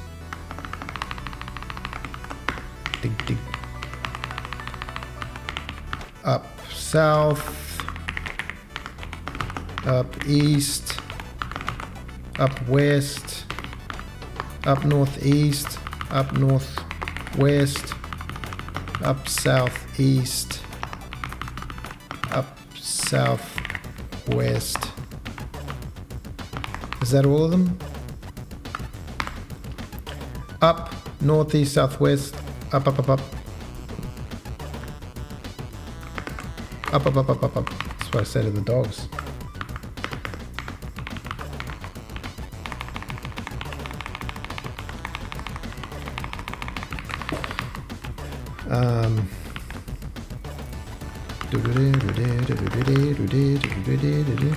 Not this again, don't worry. That's it. If is up facing, is direction up facing of the connection history direction. If it is up facing, what's your problem? Oh, train dot. Deceleration equals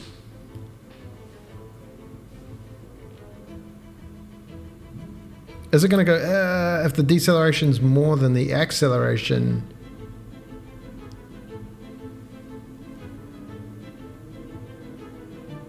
We need like, how many forces do we need? Yo, Andy, Dev. What's happening? Change speed based on rail type, the lip. What I want also is for the horsepower of the train to affect the rate at which it climbs. I guess you could just say acceleration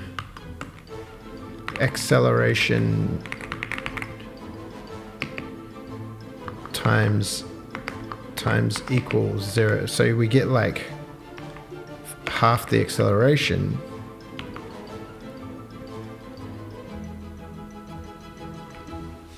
And then we could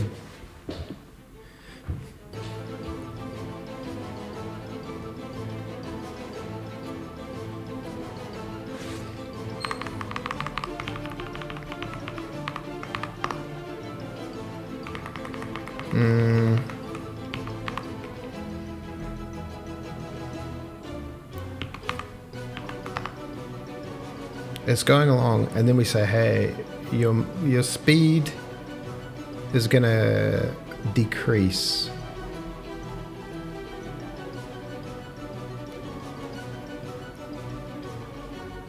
But then maybe the speed just decreases.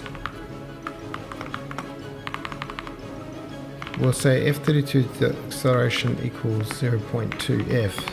Suppose that doesn't look like. And then locomotive dot speed minus equals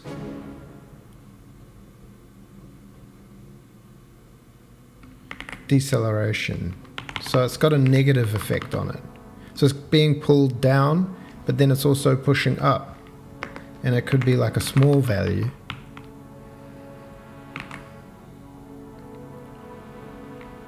This could, at least it'll happen gradually. It'll go,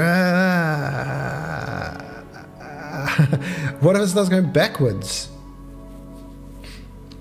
I don't think it can, I think it clamps.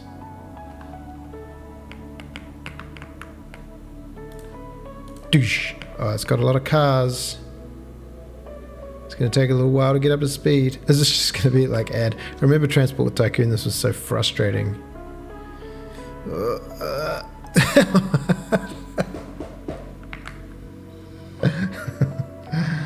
Nice. Well, the locomotive speed is clamped to 0. 002. If direction is up facing, locomotive speed minus equals plus equals, oh, times delta is probably important. So 500. Yeah, perfect. I love it when things work out the first time. So, you know, you're not sat here forever watching some super slow mo. Okay, go. And then get deep.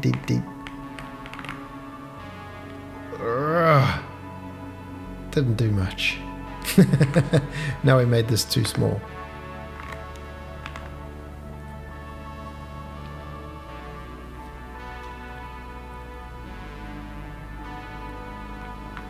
This is where we need cabooses.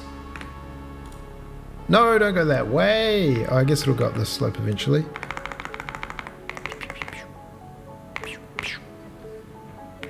How we doing? Didn't do jack.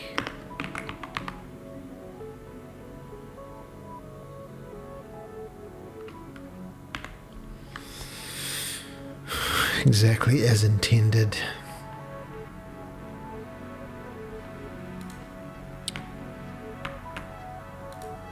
Oh, please, buddy boy.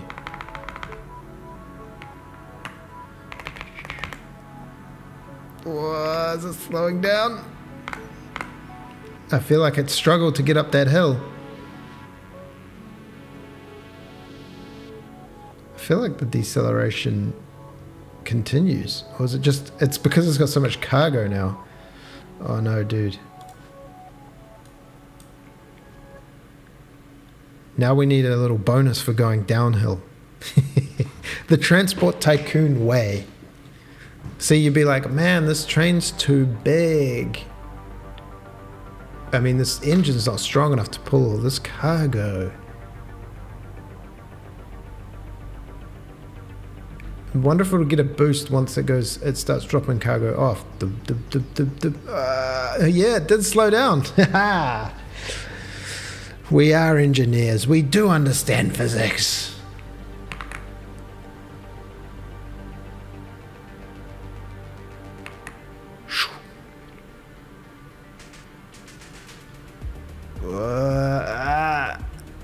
It doesn't slow down enough. Maybe it's 0.45. So this is some constant deceleration, slope deceleration. And we could do the opposite of this, of an inline bull is direction down facing, direction.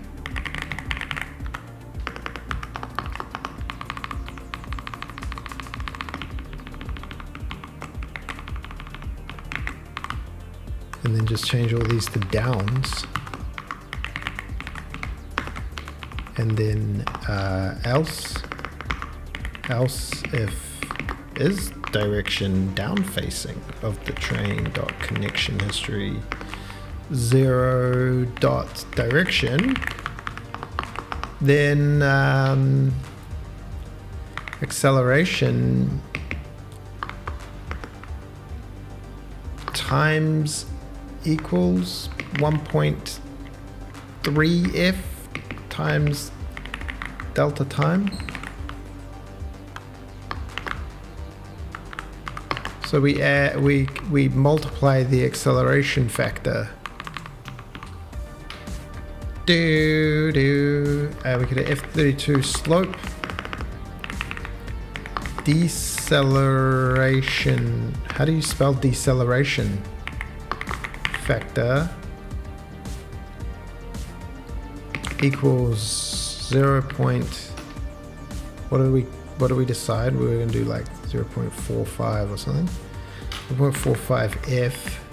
It's not really a factor because we're not using it like a factor, but whatever. Who knows what maths is?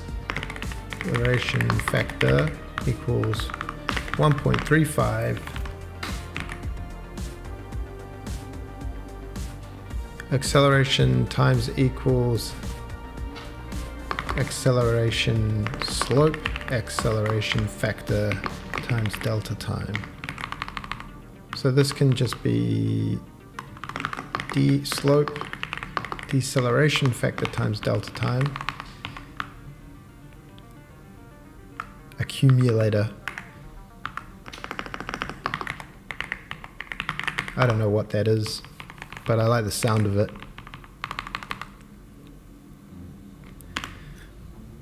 Will trains yield to one another?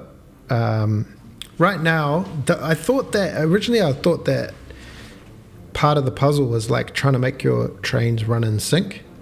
But then I thought, why not maybe it'd be cool to have lights, but lights has become complicated. Let's make a little slope testerini.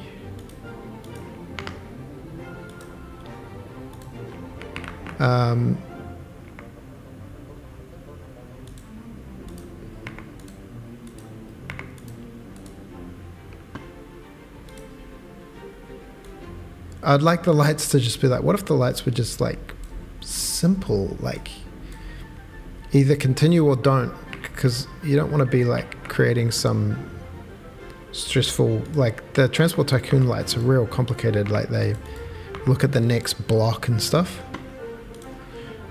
and determine whether or not the track is open and all this. Alright, let's see what happens. Train. Try and get up that hill, buddy boy, with 13 cars. Is it just gonna like...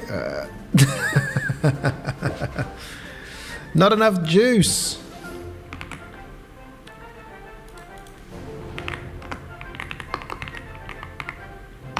Okay, we'll save this level. Slope deceleration accumulator. Why did it stop so hard? He needs a caboose.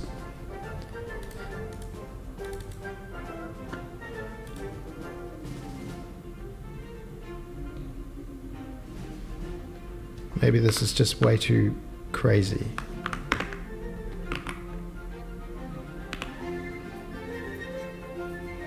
What is the little engine that could? Is that one? The little red caboose? Hill climb. The hill climb 2000.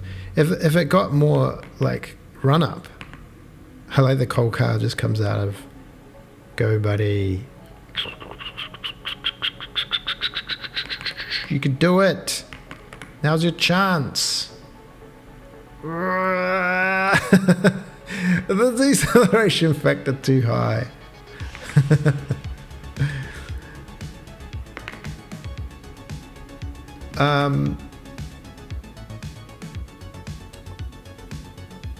Okay.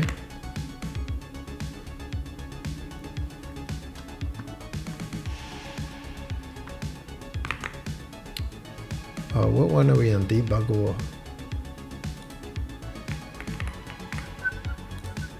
Go, bud.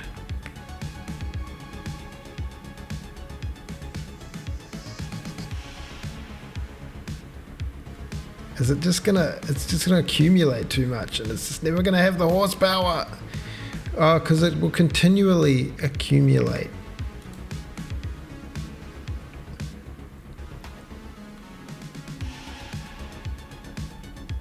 But we don't want to pull it down any further than, we could just do a hack. If locomotive speed is greater than locomotive dot max speed times 0.2 f. So we leave a little in the tank. This is not a realistic thing, but maybe it's a gameplay thing. Go train.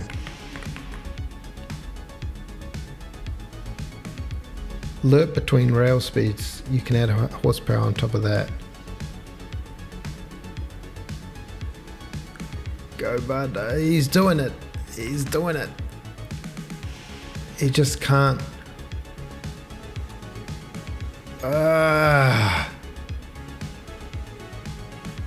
And then you start boosting down this hill, I think. Not much though. It didn't really. Is this max speed?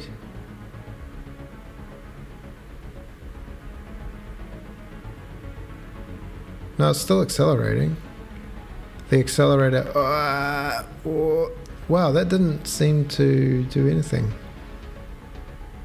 Let's just continue with accelerating.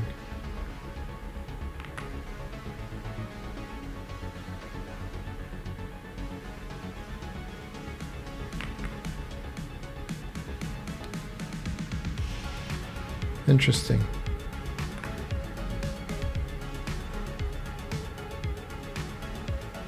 We kind of need a debug for this. It'd be good to have a little debug.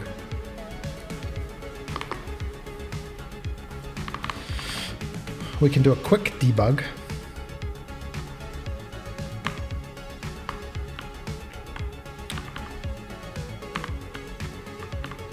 We can go debug text of color corn silk, and the thing is train loco speed percentage F, or maybe a 2.2 F locomotive speed, and we could do loco acceleration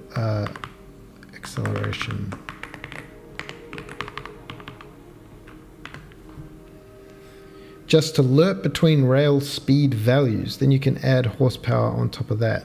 Yeah, but I don't know if that would solve the problem of, like, it's going at max speed, and then once we hit a slope,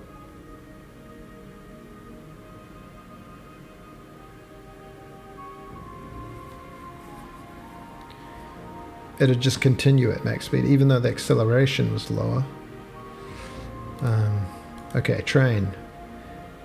Speed, acceleration. It's 0.4. It's hard to see over here. Is there a thing called a magnifier? Oh, is it?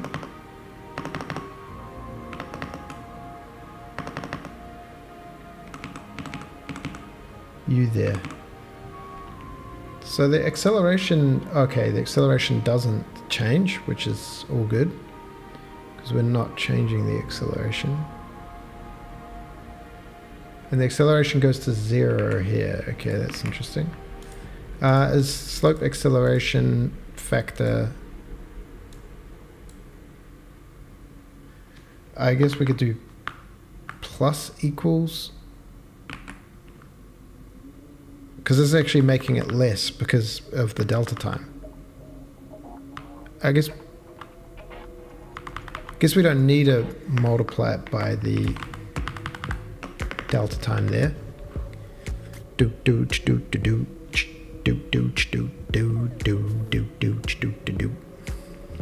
I should just auto open this.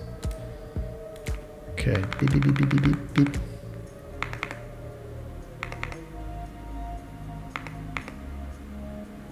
Struggling to get up that hill.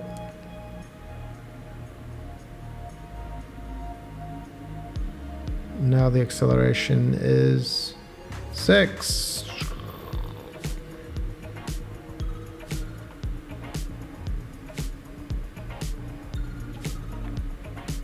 Still climbing. Okay, it is losing speed, but just not fast enough. So we can increase this thing up again to like 3.5, and it will have more of a dramatic effect, but it still doesn't push it underneath its theoretical limit based on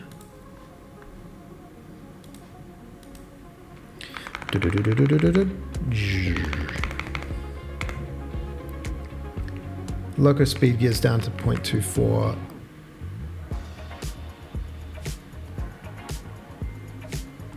If it had more horsepower, it would be able to counteract that. Is that correct?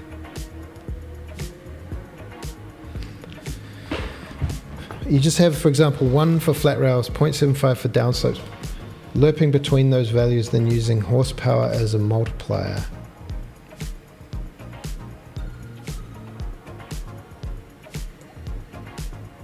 Oh yes, you're struggling. Go, buddy. Yeah. I think that kind of works. Once it's got up a head of steam, it can get up the rail. And the acceleration factor based on weight. So what I want to do here is draw some sort of.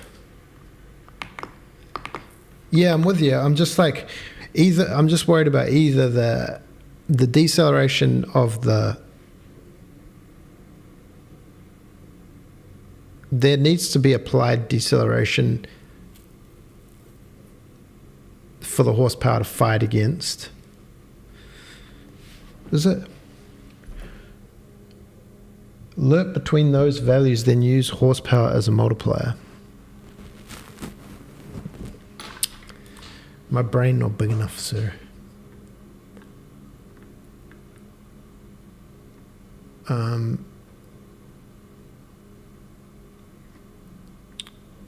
We need a train panel. In the editor, oh yeah, I was doing this thing is what I was doing. I had this thing called a window, editor window, which is just like got a function, and there's a thing like editor window train controls. Yeah, no, I'm with you. Sorry, I was like when I'm streaming them, sometimes I go back and like rethink about it and be like, oh yeah, true, that's what you're talking about.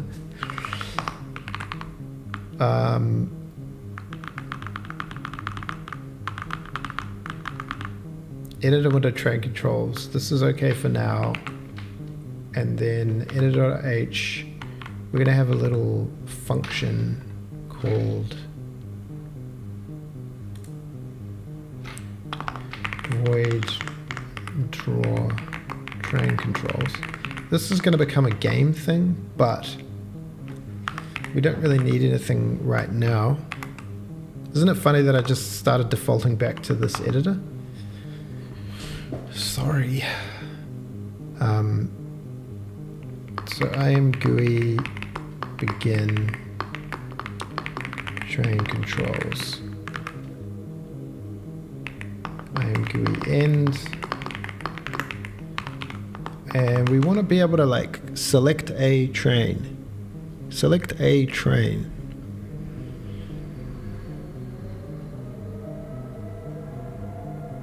Right now we'll just do train reference. You don't know what a train is? What is a train? Trains? Train reference? Train. Train, trains, train equals trains. Game get current level dot trains 0. Get the 0th train.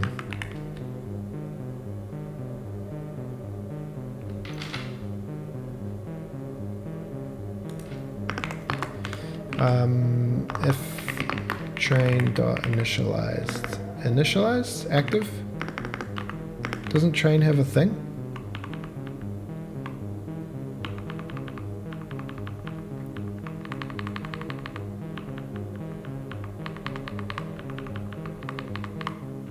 Maybe we'll get a pointer.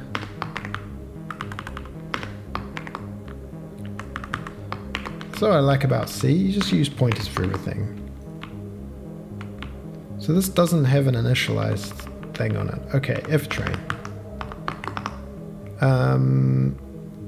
Then we can do like a IAM GUI columns count to IAM GUI set column width of the 0th column by like 175.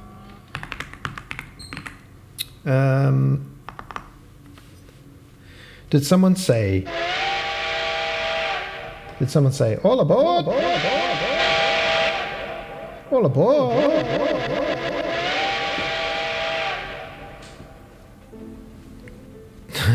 Did someone say messing around on a code editor 4,000 years? Howdy, other kinders, other kinders, kinder surprises. I am GUI colored text. Why not? GLM to I'm GUI of color.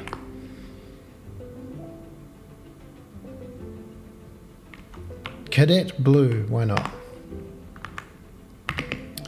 And we're going to say train number. Why am I doing all this? Percentage D train index. Okay, we got the train. And we're on the next column. How nice is that? Next column. Oh, we're in there. So it's a little static, but oh yeah, editor draw train controls. So in this thing, in the editor, we're going down to here where we have the little toolbar. Begin toolbar.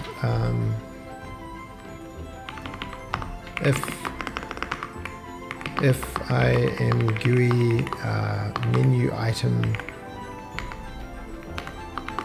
train controls G editor. I'm messing with this thing of having panels. Train controls dot open equals true, and then we need to send this thing somewhere here. Editor mode, toolbar, whatever. And we say if G editor, what do we call it? Train controls dot open.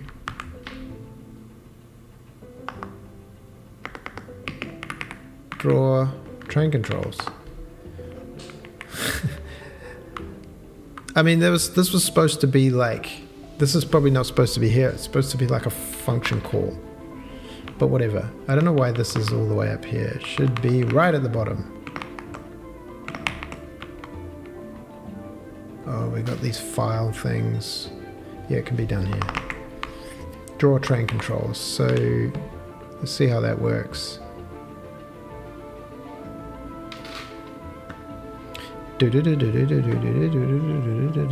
Tools, train controls, there they are. Oh, they've got some sort of crazy thing to them because they're in the middle of some other crazy shenanigans.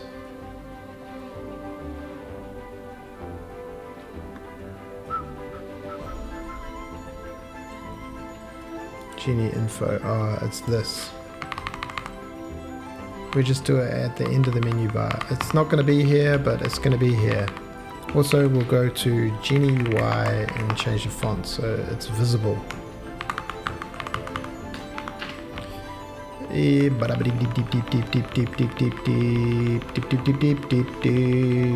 Why is it all the way at the bottom? 20. Okay. Dun.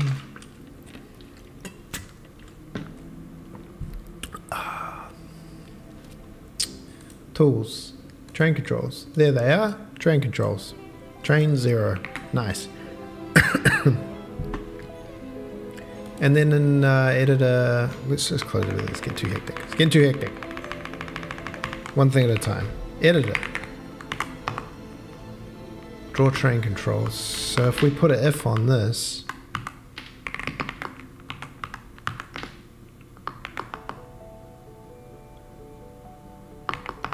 then do it. Is that how that works? Or is this going to blow up?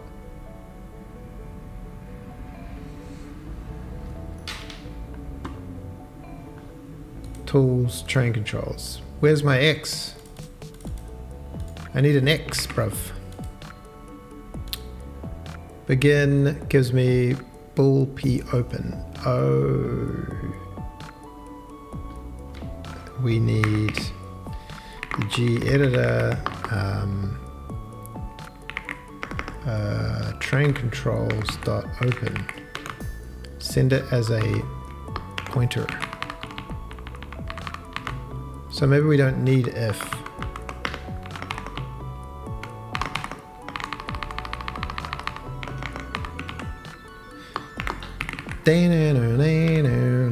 Is that bad? Oh, I put in too many of these. Okay, man. Okay, I'm sorry. Oh wait, sorry, my bad again. Now.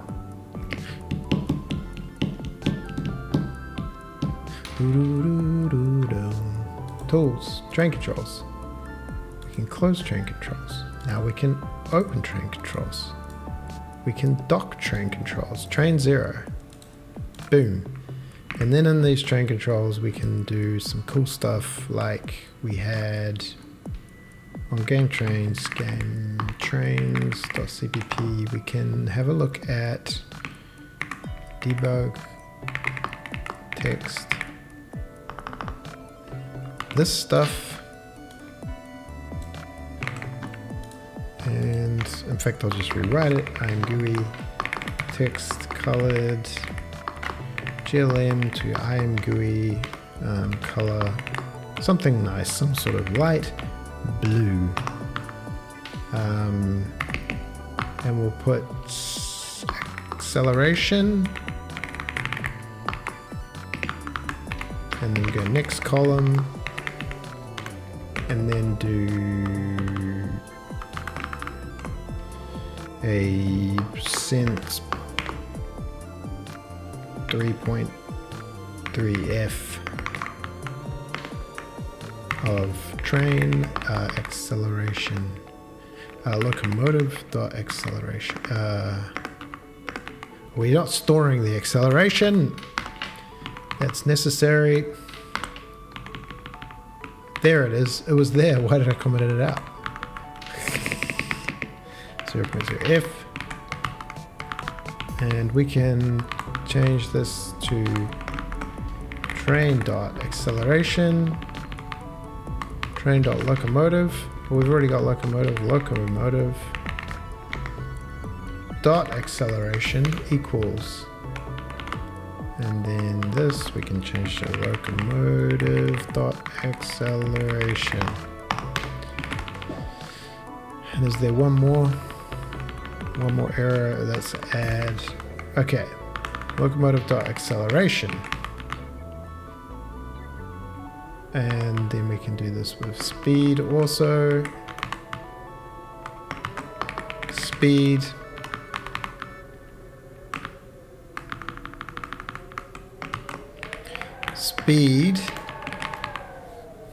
and but herein lies the fun factor. We're going to put horsepower. In fact, we don't want that. We want an IAM GUI float, slider float. And it is the train horsepower, loco horsepower. I think that needs to be a pointer. This is the label, sorry. Horsepower. And we need the float pointer, and then we need the minimum and maximum horsepower. So the minimum might be like 100.0f, and the maximum is going to be like, I don't know, what's a fast train, 2500.0f. Next column. So now we should be able to change the horsepower, and we should have those constants so we can dial them in and make them not constants, maybe. Perhaps.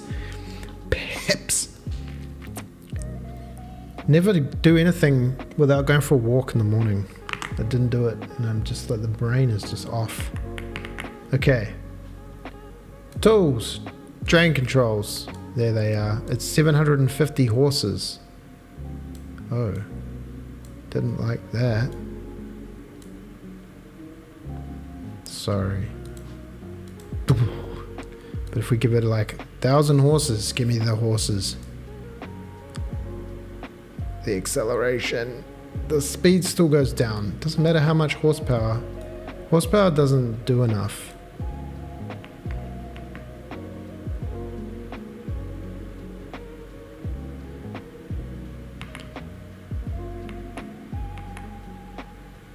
It definitely makes a difference.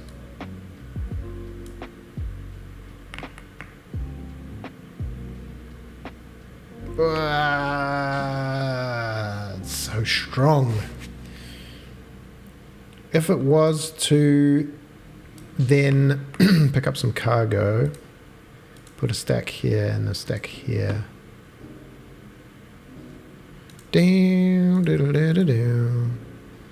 And where's our little stack information?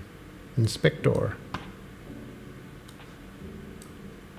Stack fill 3.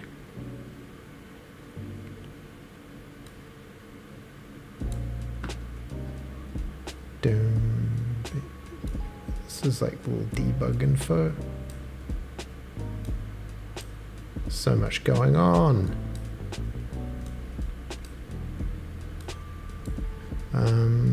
Put a little station there and one there, and we'll put supplies all, accepts none, accepts, supplies none. Save the world is hill climber. So the acceleration goes down to 0.45. What's butt cracking? What's cracking? What do you know about physics, sir? Or bad train physics? So you see the acceleration peeping up and dropping as it picks up more stuff. It struggles to get up that hill.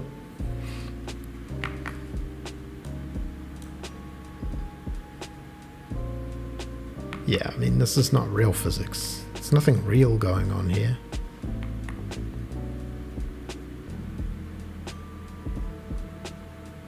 Man, this wind is out of control.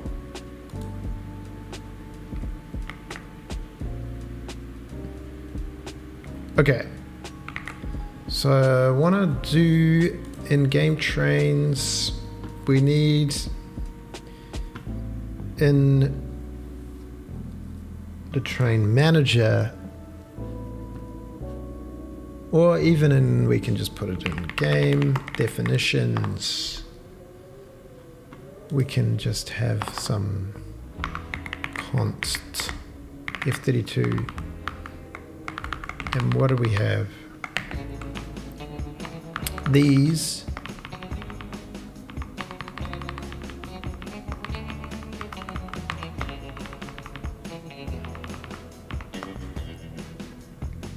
Just put them all in game definitions.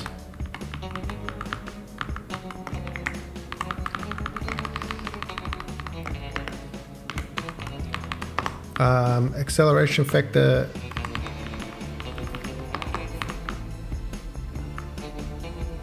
Slope deceleration accumulator.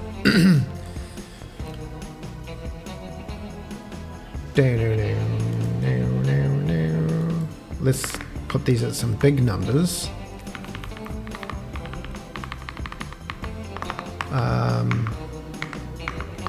I'm GUI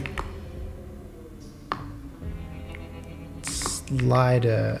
Let's set this to like something big. Slider float.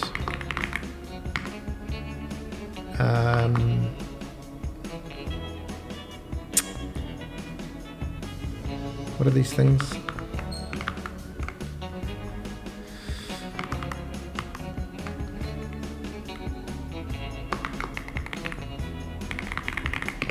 Acceleration factor, and it'll be the acceleration factor.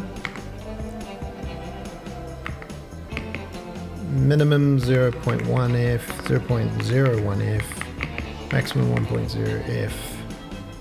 or 3 or something, I don't know. Next column, next column.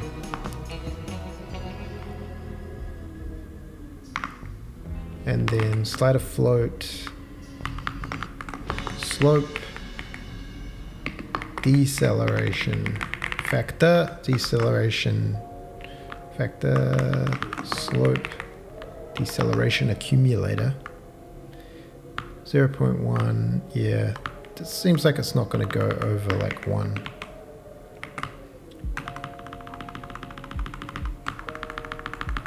Acceleration factor. I don't need those. Slope, acceleration, slope, deceleration, slope, deceleration accumulator, no. Slope, acceleration factor. And these probably all want to be above 1.0f to like 10. Oh no, that's probably too high. 5 times. Seems like a lot.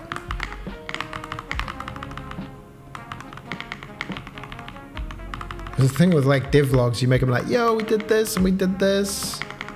And then the reality of dev is like, and then we doing this. And then we doing that.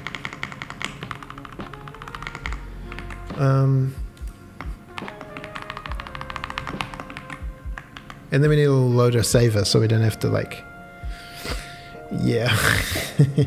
Especially when you're carrying a lot of cargo there, bruv. Abort. Because this doesn't now know where things are. What was the problem? No matching token. Did I delete a thing?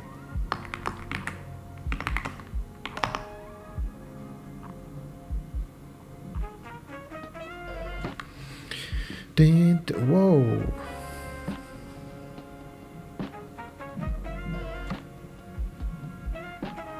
Oh, is this thing where you can't just put things in a header?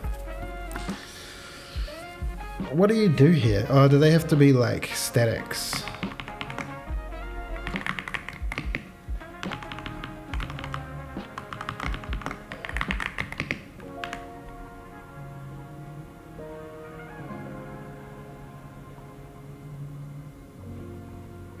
Link. But does that mean everyone's got a different one? I can't remember how that works. Tools, train controls. Oh, yo, there we go. Oh, no, I messed something up.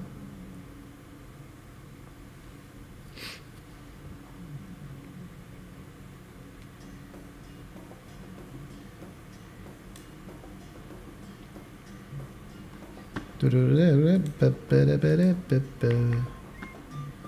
I'll give it some horses. It's got some mega horses.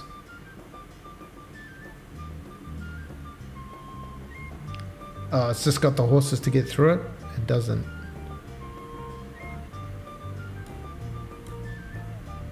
More acceleration factor.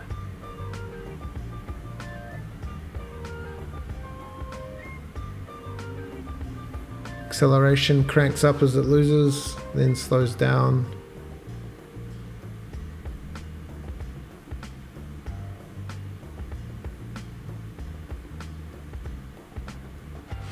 I feel like the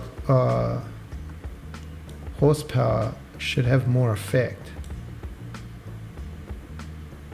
Like if you go down to the lower end, you just can't even get up this hill at all. You're so slow.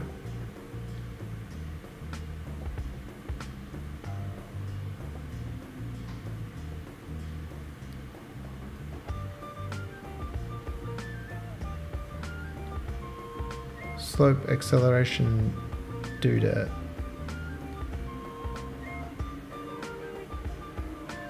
So that doesn't make a difference. If the horsepower is slow, it's slow.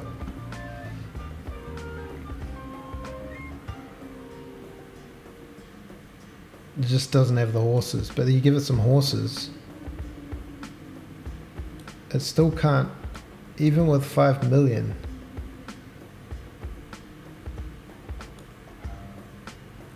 It still can't overcome the slope deceleration accumulator.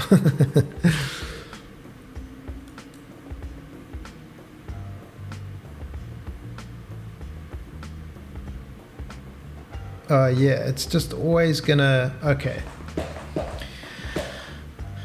It's a little more complicated than that, because it's always gonna slow the speed down, no matter how the horsepower versus horsepower.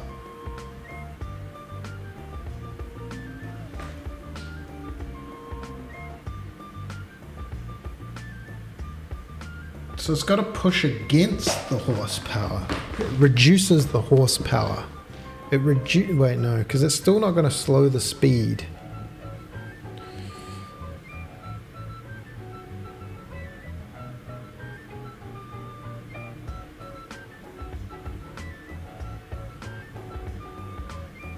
Did it? It needs to...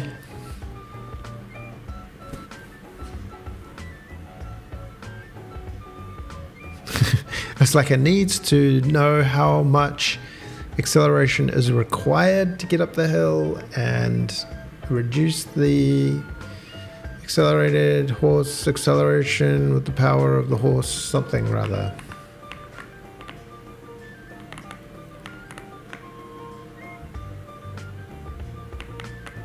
Why does the train look like that?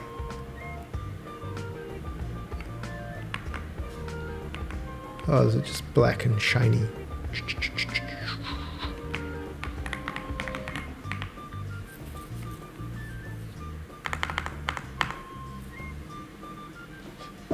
Yeah, because you'd want to, if it had enough horsepower to no longer, to overcome that thing. So it's like balancing how much it pulls you down versus how much.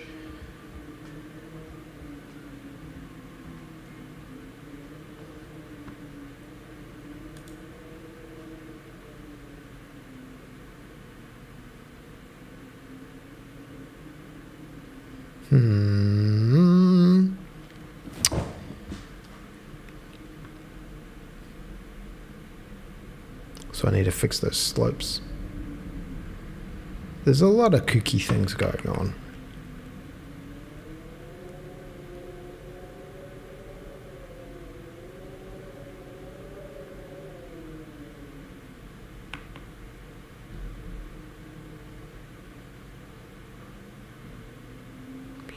Seems like horsepower isn't doing anything. Yeah, horsepower only changes the rate of acceleration.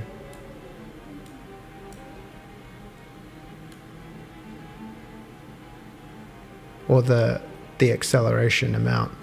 But the acceleration amount never overcomes the deceleration amount.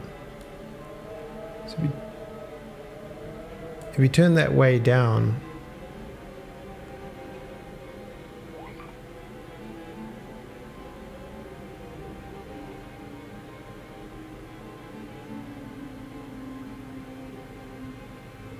the speed decreases always because it's just removing an amount.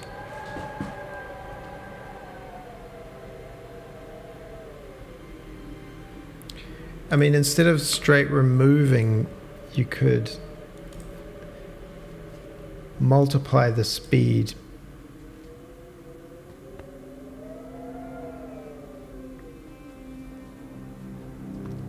Because we're doing a minus equals.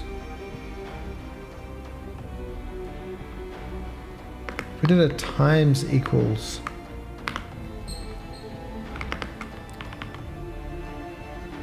I wonder what that would do. I wonder what would happen.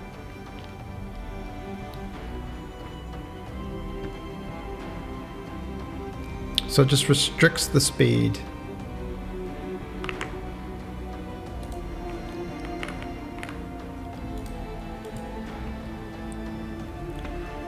Having to open train controls every time is kind of dumb.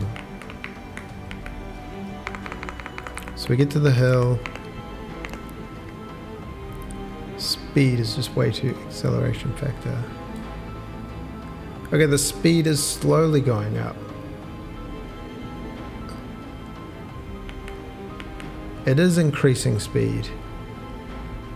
just not. What happened there? What happened? Give it some more horsepower. Acceleration is increasing.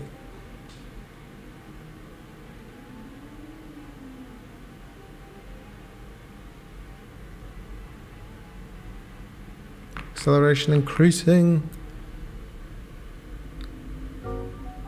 Be interesting to see. Maybe it needs to also affect acceleration. Because right now, yeah, the speed just goes to 0. And it keeps going. A lerping multiplier.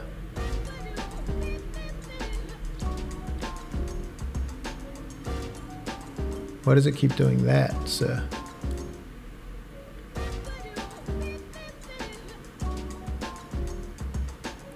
Oh, because I changed the wrong thing.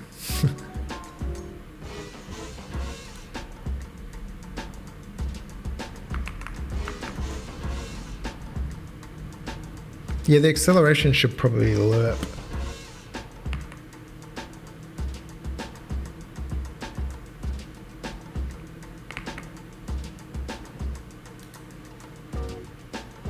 It just goes to 0.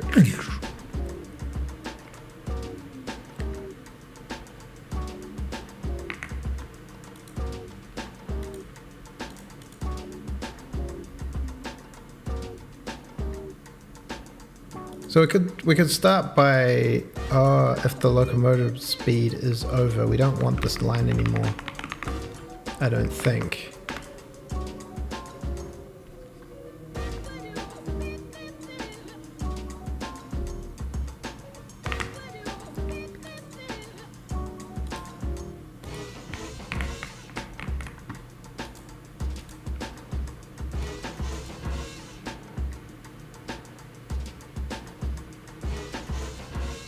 Okay, so this is too much.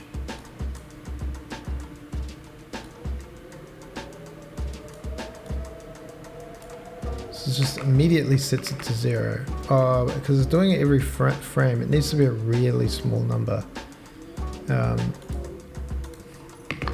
0.1 if. Boom, boom, boom.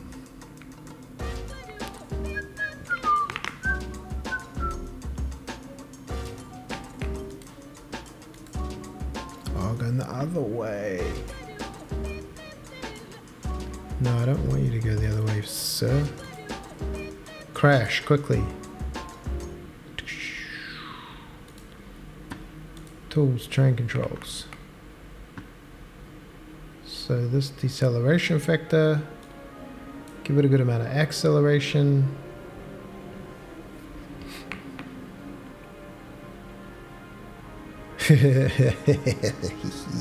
Oh, we're not even getting the right train anymore. Hill climb. Train, go the right way. Yep.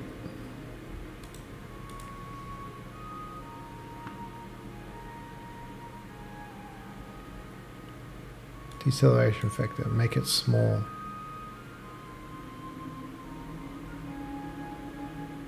Straight to 0.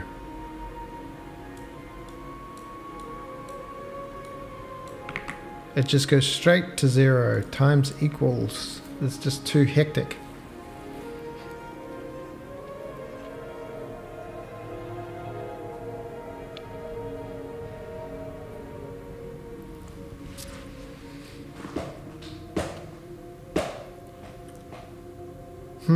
Some sort of... If I just keep saying words, maybe it'll happen. I don't want to ask Copilot. I could ask Copilot. Maybe I'll ask Copilot. Maybe I will. Chad. If I have a train locomotive that is accelerating based on horsepower over weight, but I want going uphill, maybe it's like got a max hill speed. Maybe it just reduces the train's max speed. We'll see what it says, but I think if the max speed goes down based on the horsepower.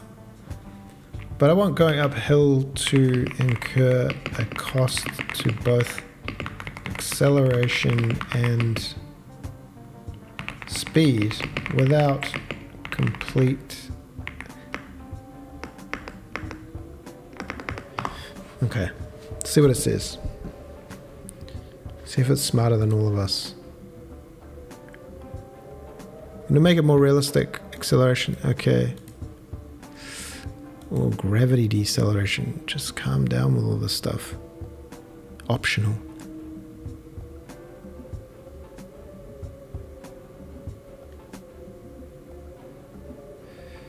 Minus equals. Is this a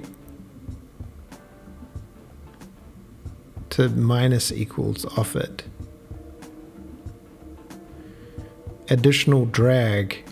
Speed times equals 1.0 minus.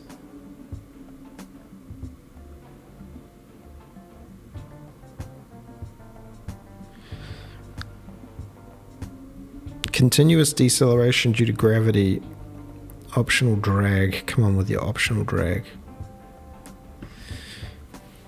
Well, it says to... I guess we could do locomotive acceleration times equals slow. Yeah, then we need another thing, don't we? We need a static F32 slope deceleration factor. I guess we could do that, equals 0.8f. And then we could change this to a slope drag. Just call it slope drag.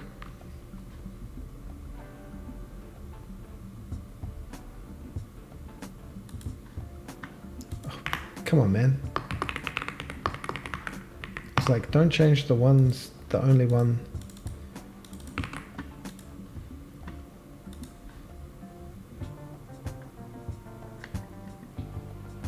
Acceleration times slope deceleration. So we reduce the acceleration, and this is minus equals slope drag times delta time.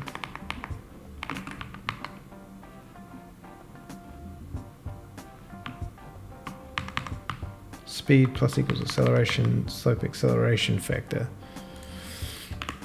That's kind of what we already had, and it was slowing our train down to 0.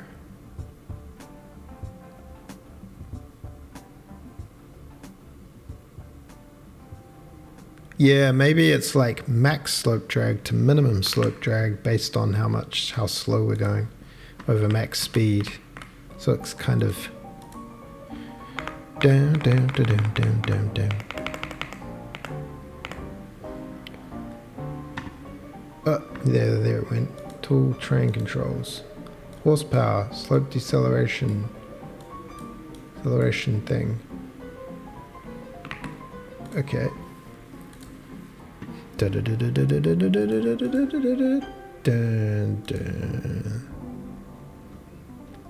Slope drag. Slope drag equals 0.1 to 1. 0.01. Slope acceleration, slope deceleration, slope deceleration factor.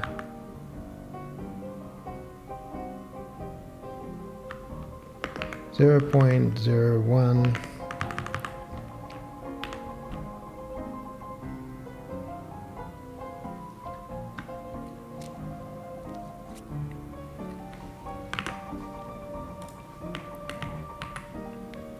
You could just calculate for the train, like, what is its max uphill speed? Or it's just drop its horsepower or something. We still need to change the speeds. You just pre-calculate it. Oops, I just put a train up here for some reason. Come on, man. Train controls. So the slope drag is going to be real little. Minimum. Dude, I wish you would go the other way.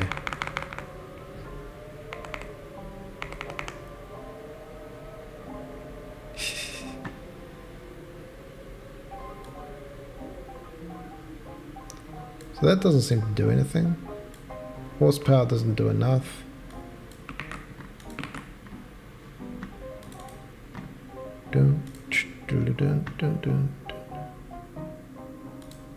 These probably need to be parenthesized.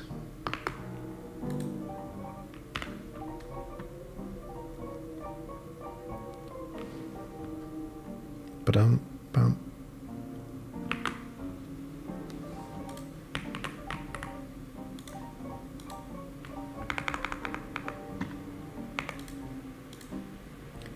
Slope drag, minimal. Oh, why does it go up?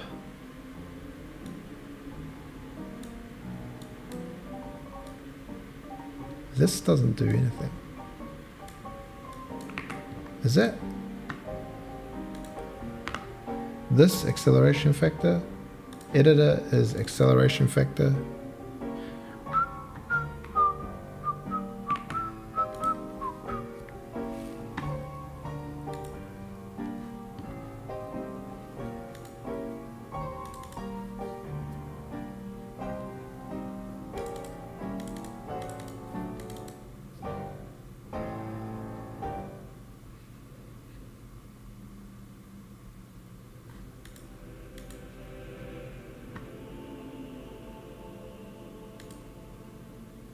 Slope drag. Yo, dragon lazy.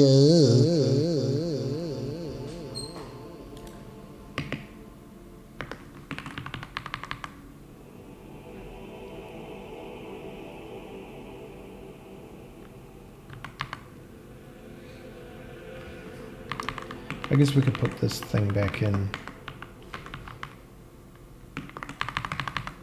Just only lower the speed. What's cooking today? We are trying somewhat in vain to make trains more train-like. So we got our steamer. There goes its coal car. Nice. And we've got horsepower and weight now, so the trains should react to how much cargo they're carrying. And we're trying to make them go uphill properly, but they seem to go, oh yep. Struggling. Train controls. Give us some horsepower though. For some reason it doesn't do a lot. I don't know why that doesn't affect the overall acceleration.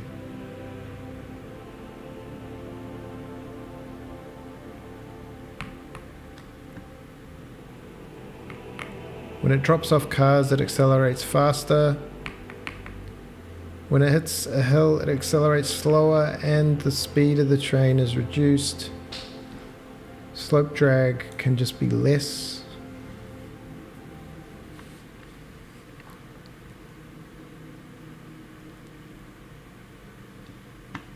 Give it more of a boost.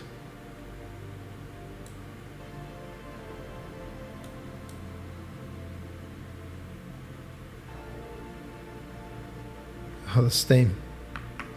Hey, it's just some billboards, bruv. It's just some billboards. Yeah, everything's a little goofy around here, mate.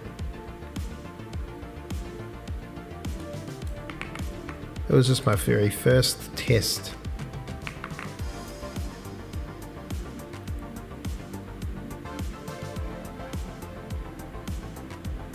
Alright, let's do another test.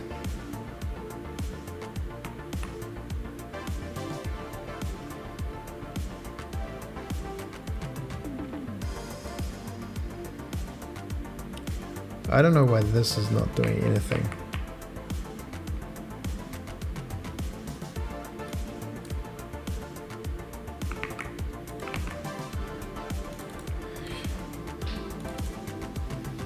Times acceleration factor, which is a number, which should change the acceleration. But it just doesn't. Okay. I mean, that's kind of all right. We need to set some better starting points. Slope drag is 0.05 or something. 0.75. That's a little fast. How come the game isn't done yet? Why is the game taking more than a few days to complete? I should have used Unreal Engine. I was lying in bed late last night. I was like, I should have used Godot. I should have just used Godot, man.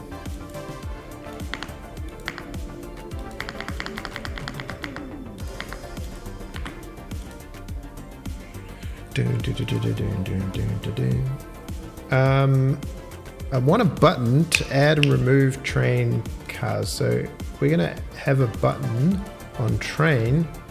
We're gonna have a void add car and a void remove car. How good? Train buttons. Boom. Game trains. You can just calm down. Trains add car. Finally finished the particle accelerator. Oh, did you just post it?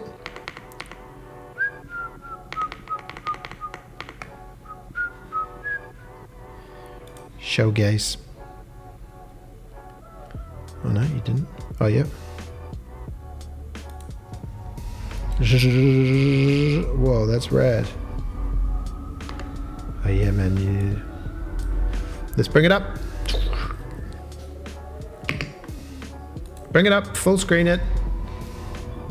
Yo. He like whipping lights around the scene. That looks awesome. A bit of noise reduction.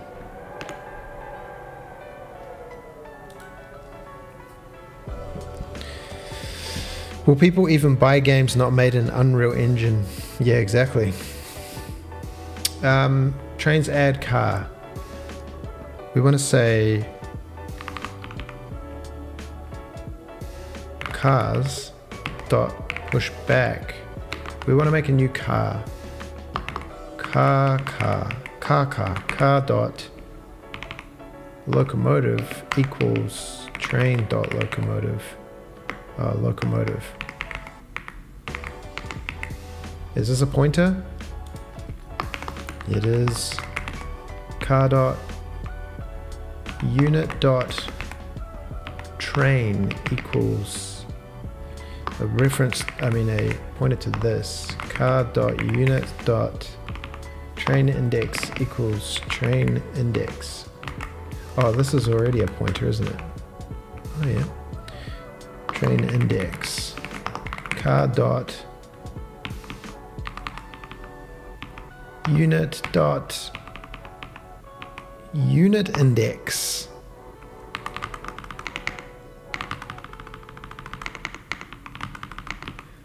How do we figure this out? Is it the car count? Unit index. Unit index equals I plus 1. I guess it's the train dot car count. We'll try that. Equals train dot car count. Oh, car count. Note, this might be one too many, but we want to take into account the loco. Car dot unit dot. Everything else should be defaulted. Yeah, train unit none. Cargo type equals cargo type none. Game trains cars.pushback car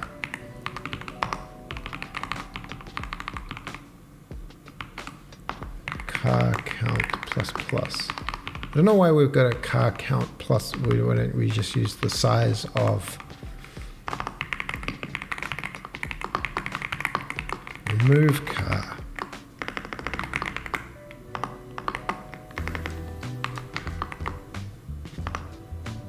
Oh, did you see there was like a Witcher tech demo?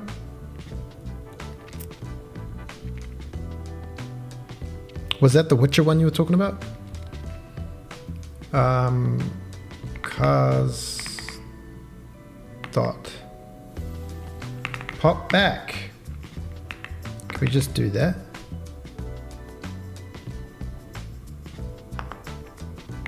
Car count minus. We'll test it in the editor. We can have a thing called if I am GUI button called, and we'll call it add car, and the vec2 is I am vec2 of like 50 by 50.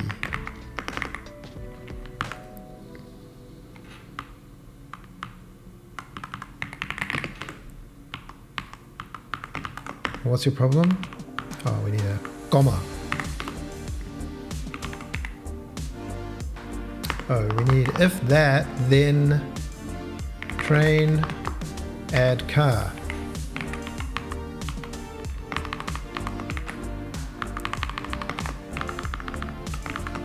Remove car. Train dot remove car. Witcher 4 looks amazing at 30p. Yeah. I think they said it was running 60 frames on a PS5. Yeah, I mean, I'm actually like, my favorite AAA game is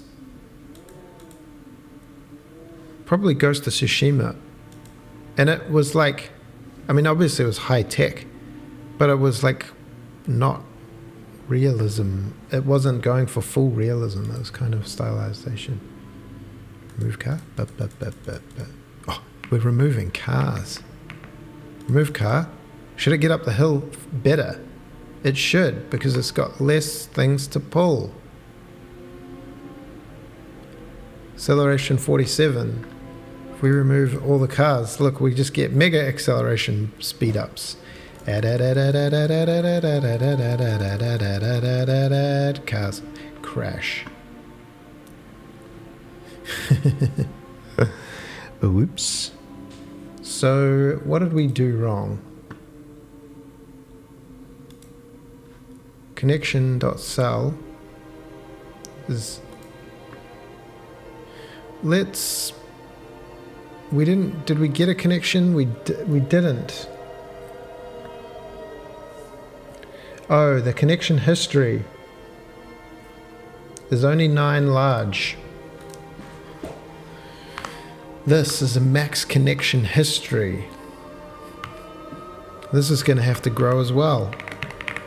Man, I at one point this program was like, had no allocations outside of init, and I was like, this is going to be completely memory managed. And then I just put vectors everywhere. Speaking of graphics, Daisy Trains looks great. Is that thank you. Is that also saying that the gameplay's bad because the graphics are good? No, I'm glad it looks as good, better than I ever thought it would. We need to make sure that for every connection history call, we treat it like a vector now. Oh.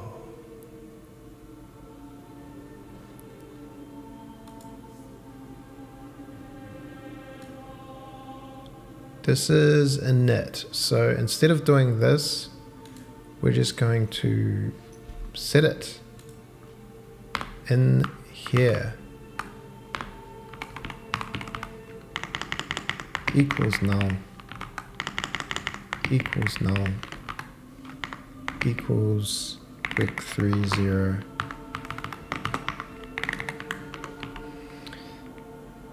Oh man, yeah. Direction equals direction count. Cell equals null. Okay, so we can get rid of these because we've just initialized them. Connection history node 1, yeah. Whoops. Go back to connection. Connection history. Re-look. Is direction facing train history connection 0. Okay, that's looking for the first train connection. That seems all good. Cell offset, cell. It's down here where we start to connection temp. So this is update. This is going to be train car count -1. Train connection history 1.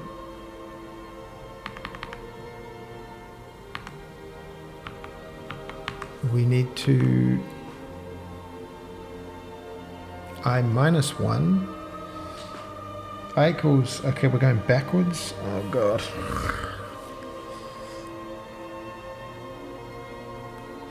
But where do we add 1?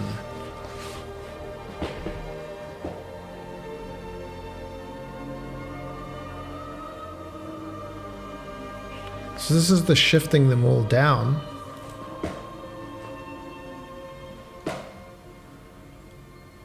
But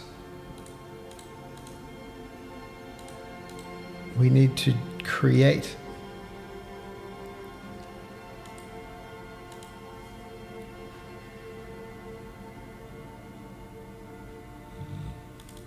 deactivate engine.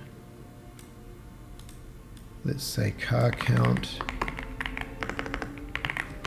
This is not great.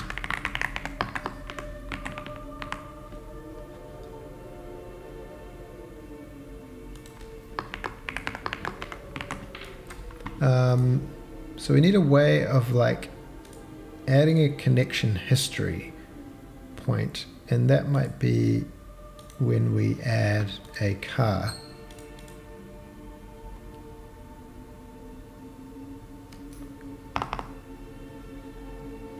This can be connection history dot pushback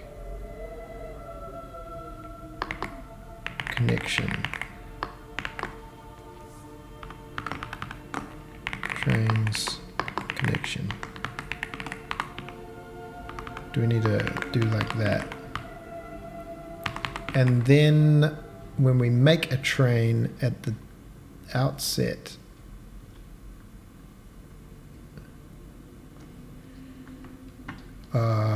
instead of push back a car, train car count, let's just add train add train dot add car. This might be a little broken. Things are getting steamy with the drawing. How goes the bevy shenanigans?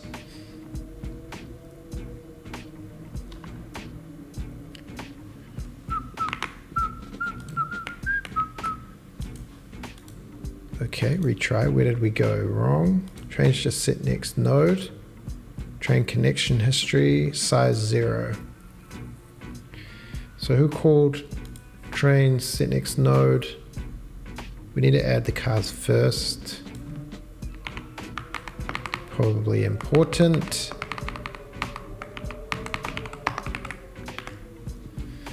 Retry that. Pain and suffering, but we will finish.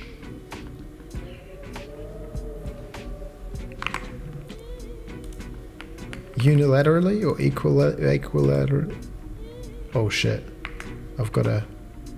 That's a major crash right there. This is some sort of infinite loop. So what happened? Oh, we've been running in debug mode this whole time. So we go into train, add car. Car.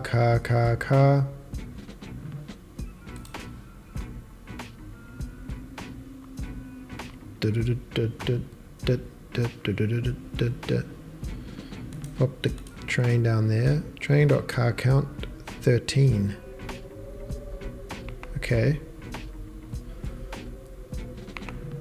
Car. Locomotive equals locomotive. Train equals this. Train index equals train index. Oh, it doesn't know. Unit index equals car count 13. No, that ain't right.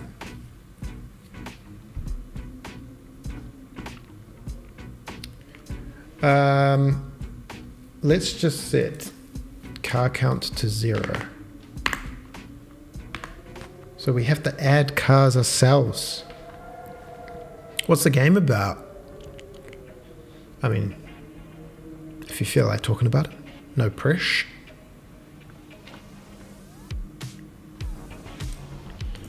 Train. Okay, we don't add any cars.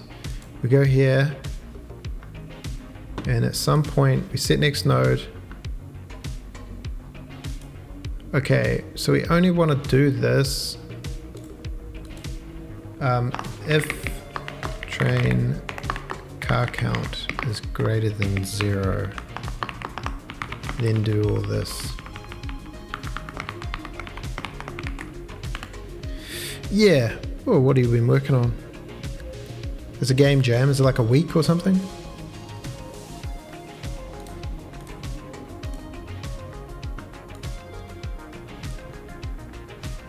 Connection history 0 equals connection. Okay, so we don't even have a 0 connection. That makes sense. We never made it.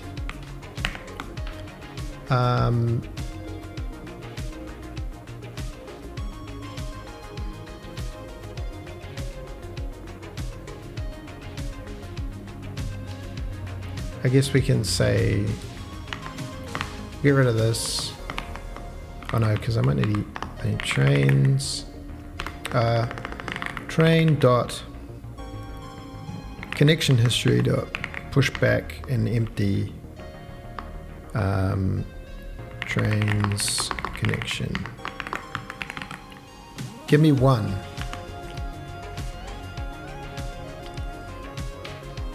This is all very messy. I feel like the project needs a big old cleanup. Who, though? Well, wait. Oh, am I doing the coal car? So it needs 2? Because it's got a coal car? Just push back a couple of the empty connections, bruv, no problem. Just push them back.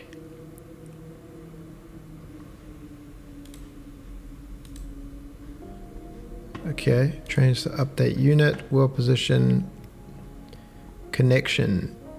It's all null. So this came from update unit, the locomotive coal unit. Oh, we need to do some check to be like... I mean, maybe we could just have a... build a...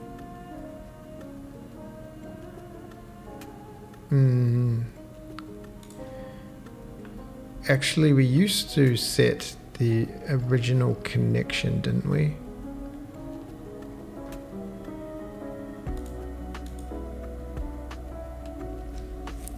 8 days. The game team's chain reaction. Node pulses. Each pulse gets money. Money buys module. Module sends a node's energy outward. Other nodes. So it's like a continually expanding expander. So we set the next node.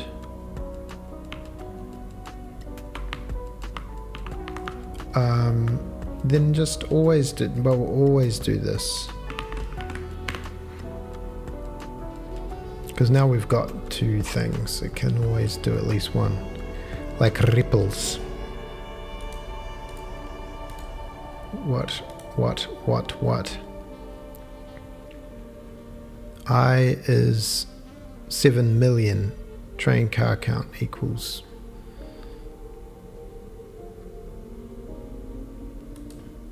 Game trains. Train car count equals 1.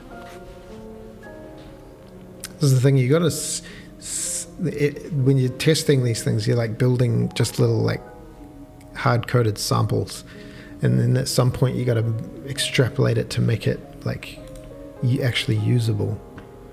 Oh, where am I crashing, bro? I'm crashing so hard. Let's do some sort of thing when we make a train. Oh, is it doing this add car thing? I'm just acting like this is something I shouldn't have to think about, and yet it requires thinking about. The more nodes have more energy, the faster the money made, better modules are bought. Oh yeah, nice. Okay, so we do this. We set next node. We look for the next direction. We've got it. Car count is 1 minus 1. Connection history 1. So connection history 0 and 1.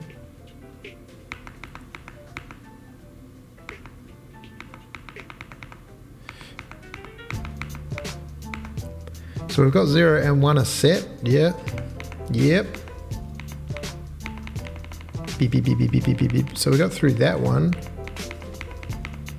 Train, car ID, train, car count equals 1. Okay. So that is where things go wrong now. Because it's not really the car count.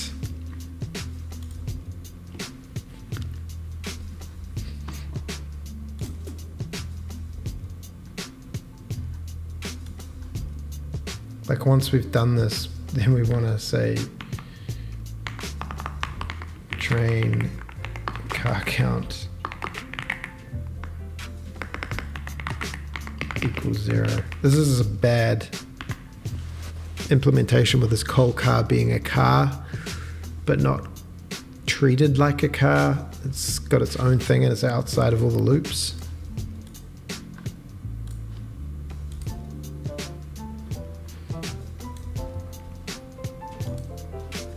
Temp connection history. Okay, so we car count is 0. Again, it's 0.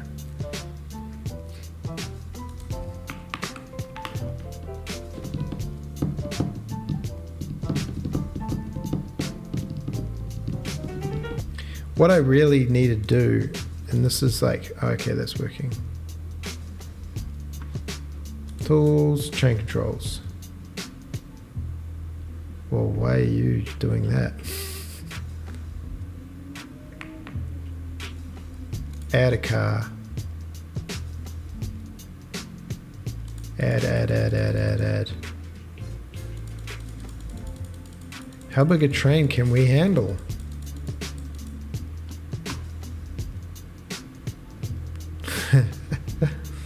Yo, oh dude, we need you to go this way, bud.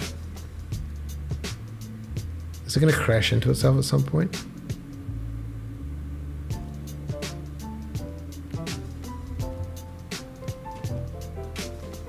Acceleration is so slow. So many cars. I think the train could be bigger.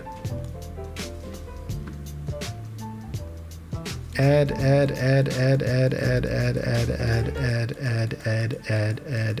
Yo, now we're talking cargo trains. Let's minimize this.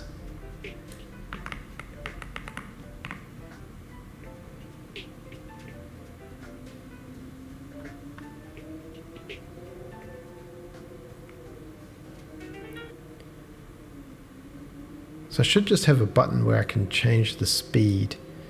So if we go slope drag and we crank that up a little bit.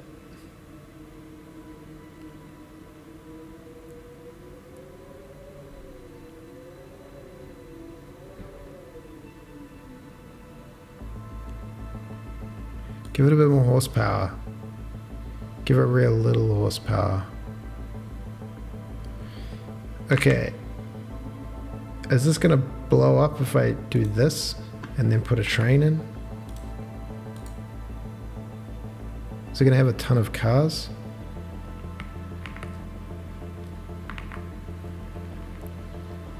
Add.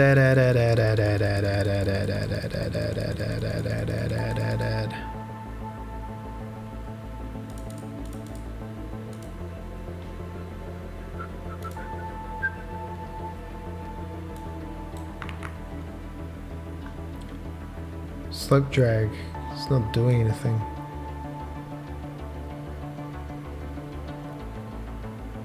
Still too strong. Slope drag ain't doing nothing.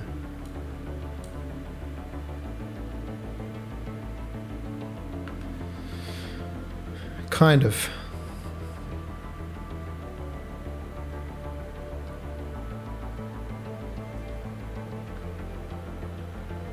Acceleration.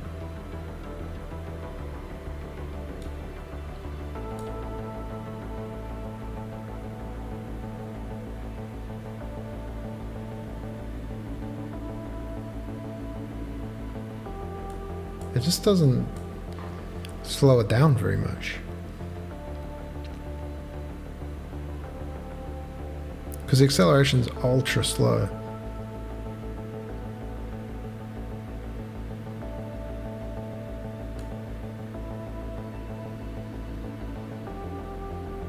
If I was to do something sneaky like remove a rail piece, it'll go to 0. Oosh. Whoa, there go the things. They're back, don't worry.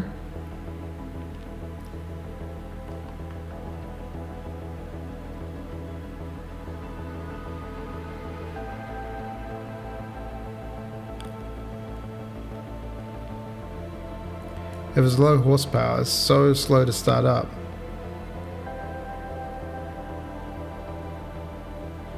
But the speed drag does not seem to do anything.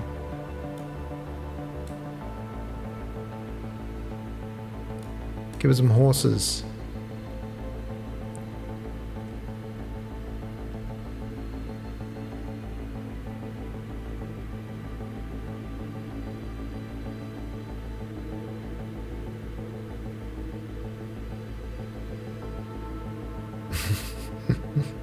What are we doing? Yeah, does this need to be... did I tone it down way too much?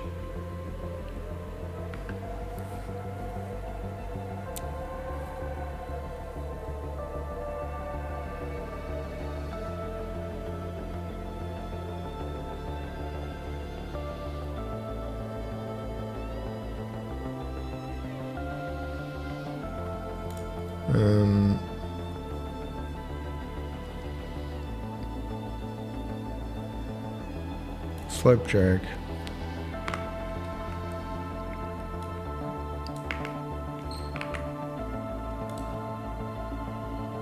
Slope drag from 0, 1 to 20.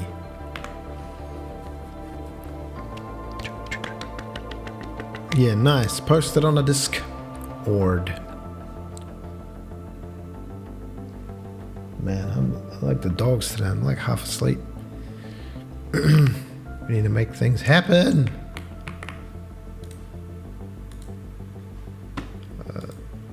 controls. Don't worry about that thing being really. Okay, now the slope drag is doing some work. Horsepower, give me the horses to get up the hill. It doesn't change it. Nothing can beat the slope drag.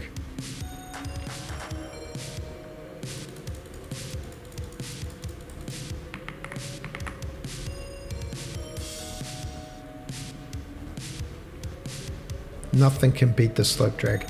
Why was it doing so much? This still does nothing. Why was it doing nothing last time and now it's doing hundies? Oh.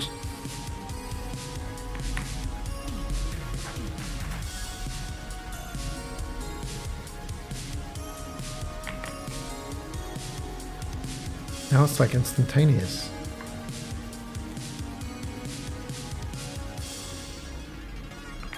I didn't even change anything. Is this because these these are not, because they're static, they're different for every translation unit? Does this mean that's why nothing has been working? How do I make these not like this? It's this ones where you have to do extern.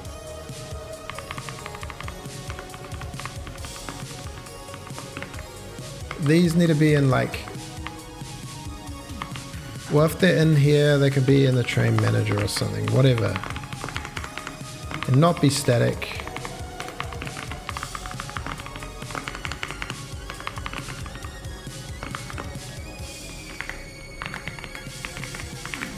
Well, it doesn't even know what it is it? Whatever, we use these ugly capitalized things. That was, all that tweaking was doing nothing.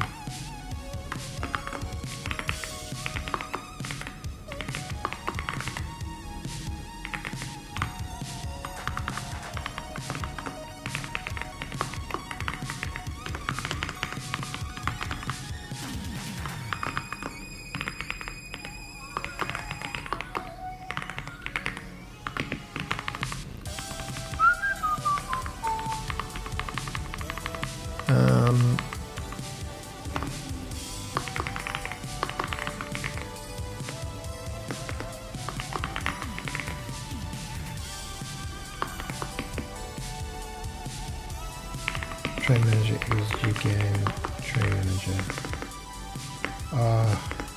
Is it per world? Ugh, get. We got the level? Train manager.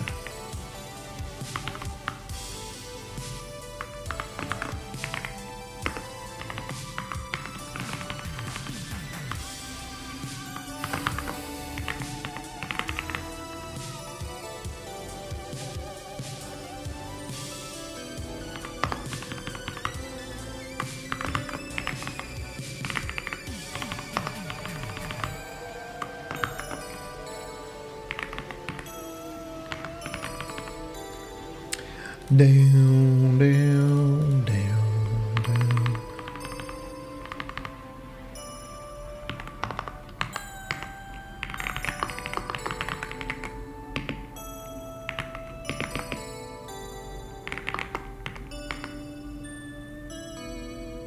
Well, it doesn't know which one it is, but whatever.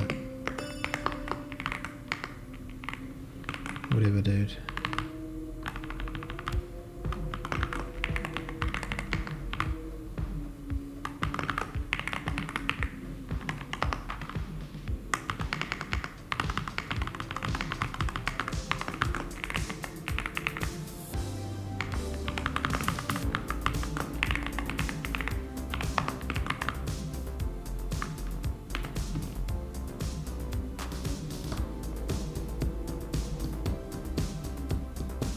Yeah, they need externing. Bow, bow, bow, bow, bow, bow, bow, bow, bow, bow.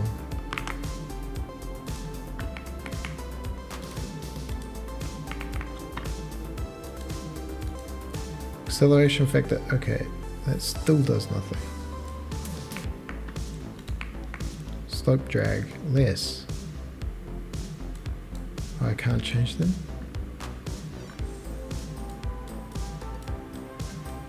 I can't change them!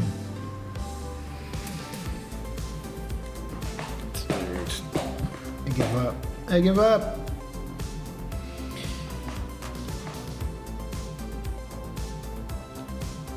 I give up. What is it when you do extern like that? I don't even understand. I don't even understand what's going on in my own mind, let alone what's going on in your mind. When you extern a thing, F32 train thing, and then do you just put it in any old place and it will know what that is?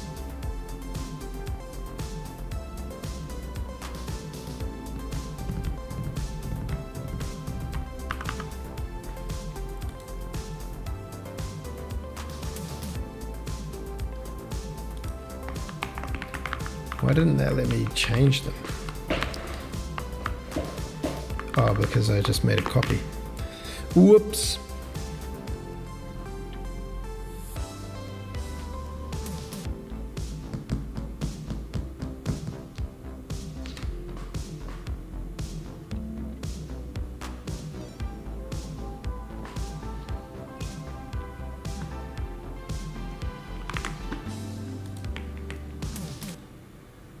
Ba-da-bub. Okay, so just calm this way down. Add some cars. Okay, okay, seems good. Give this a little juice.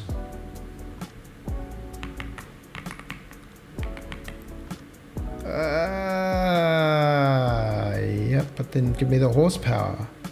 It can never override, no matter how much horsepower, it can never override the deceleration.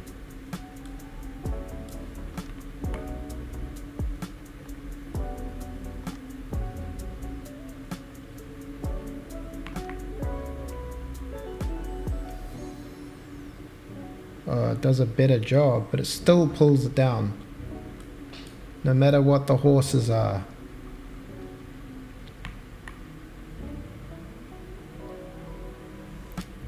Extern goes in the pit and then pick a file to implement the variable. Yeah, you extern it in a header and then you implement it somewhere, and when it goes to look for that one, it knows that it was set somewhere, right?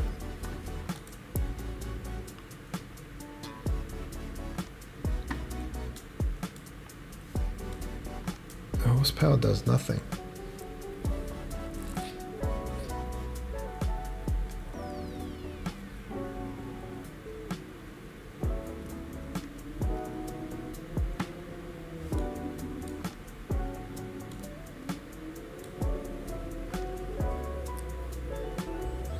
Yeah, I'm sure you're right. Fix. I'm just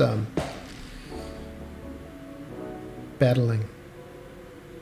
So that's what you'd expect, but then you'd expect if the horsepower was up, that it would have a better chance at getting up the hill. That's all I'm saying.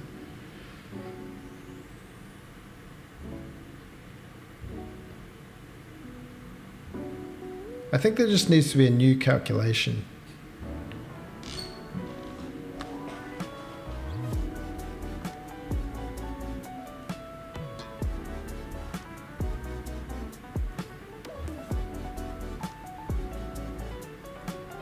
That I need to think about off stream.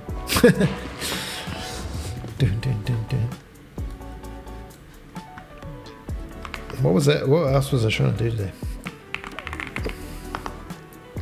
Right, better train. Okay, it is a bit better. And we do have a train panel. That's kind of nice. We can like...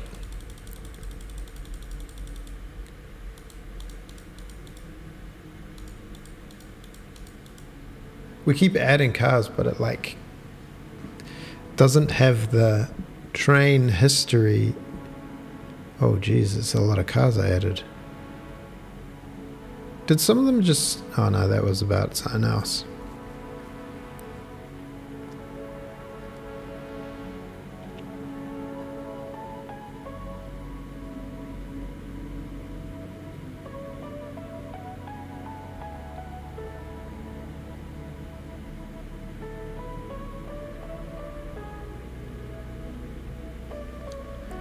Give it more crank up. Acceleration factor. Give it more juice. This is the strongest train on planet Earth. No slope will do it anything. Even this one.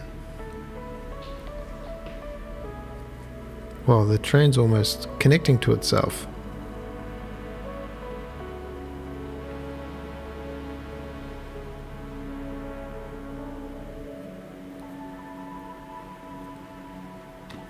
Acceleration factor, give me the juice. Ah! Yeah, you're right. I guess all I wanted to do is to feel like there's a point to upgrading your trains.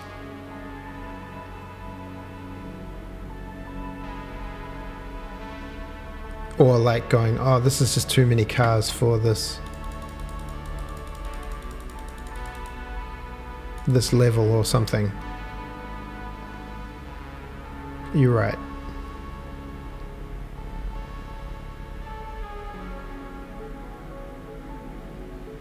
Oh yeah, so you can make it up the hill better with less cars. That's kind of cool.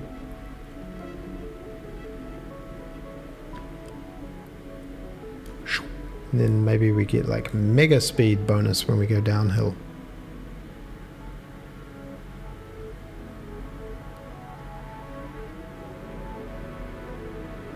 Right now I think the weight of the trains is what makes the biggest difference.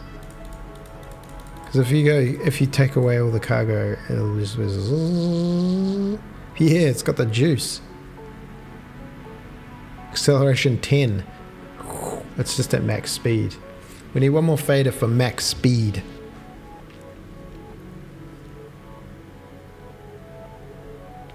No problem.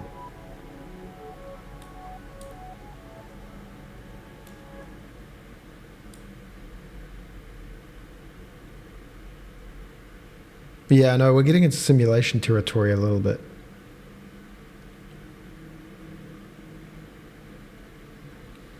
This is a pretty good little starting point. I mean, this might be a bit crazy.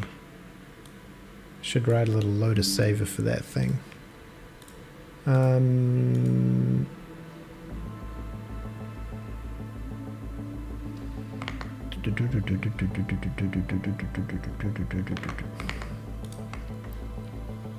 Gallerini.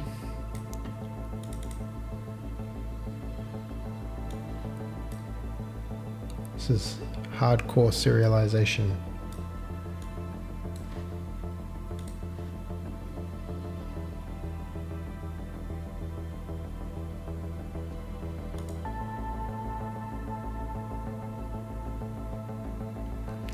Oh, I see what you're saying. So you just like, whatever the speed is, make it that percentage. So that might feel like the acceleration slows as you go uphill. That's probably a good, that's pretty good. That's pretty good.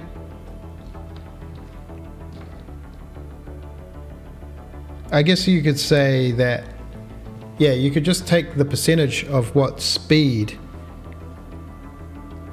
is over the max speed. So you get a 0 to 1 and then just, because you kind of need to do it like,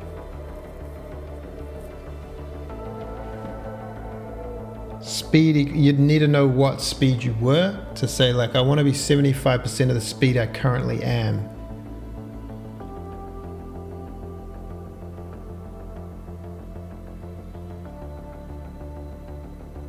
Or something. I don't know. Is it that complicated, or am I making it overly complicated? Oops. What is this?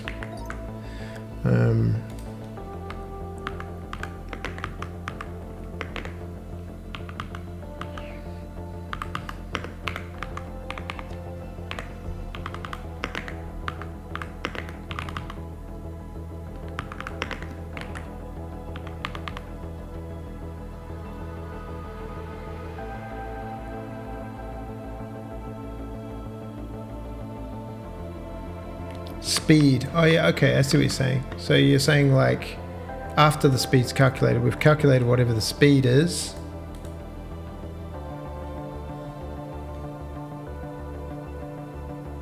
Have a set speed for the train type. I think you could do what you're saying and just say locomotive dot speed equals, you could say if is direction down, up facing, train dot connection history 0 dot direction, then locomotive speed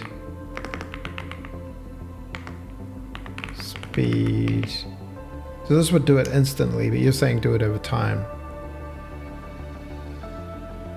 You could have another variable that was like F32 target speed or adjusted speed equals 0.0f, and you could say locomotive speed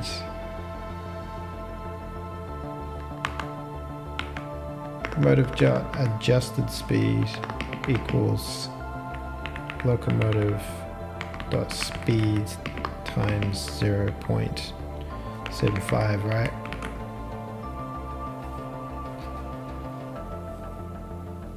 And then do locomotive dot speed equals lip locomotive dot speed and the locomotive dot adjusted speed and I don't know, some. This is where you kind of want to do it over a linear amount, like you want to know what you want to do this. You don't want to do this on some weird delta time shit. I mean, maybe you could, but that's not cool.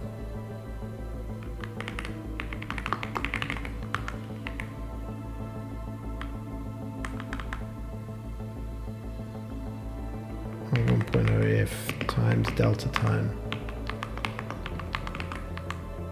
This is going to keep doing it though. You know, it's going to keep setting this adjusted speed. You lerp it here, and then else if is direction down facing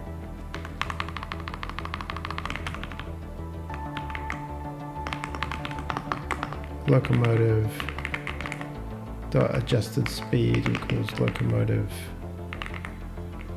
dot speed times 1.25. It's going to keep changing this every frame.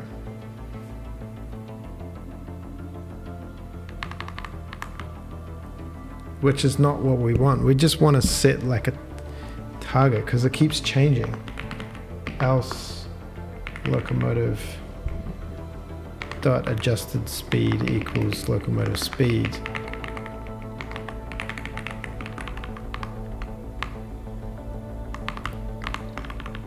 Because if you got rid of all these,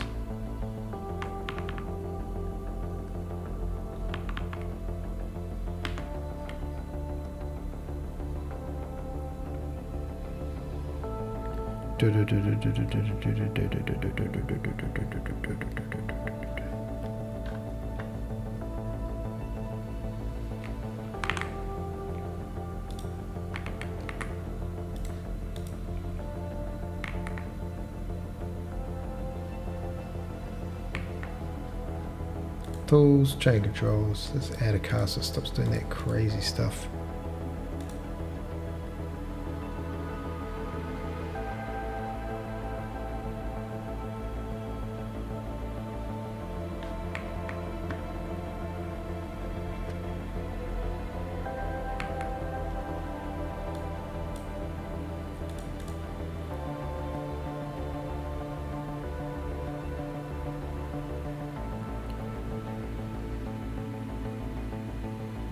Here it is slowing.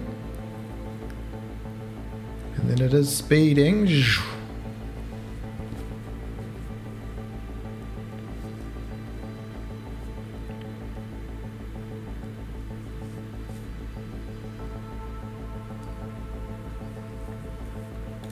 Kind of good. Does it make it harder when there's more cars?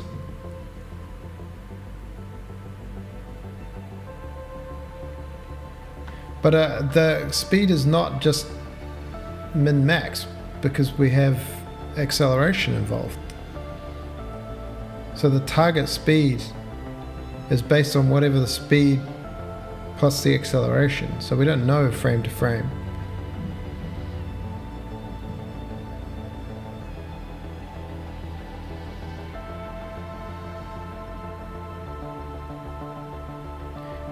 Are you saying like calculate the acceleration, add it to the speed, and that's kind of what we're doing. The speed target.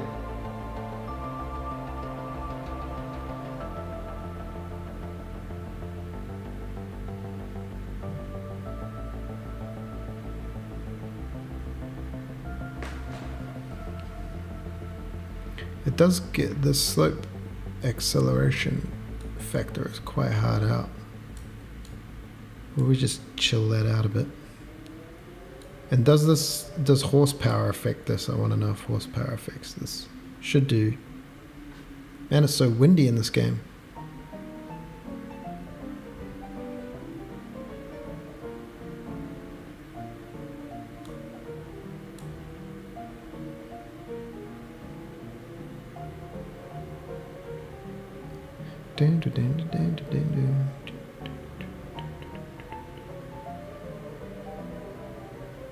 Oh yeah, the horsepower does lead it to struggle.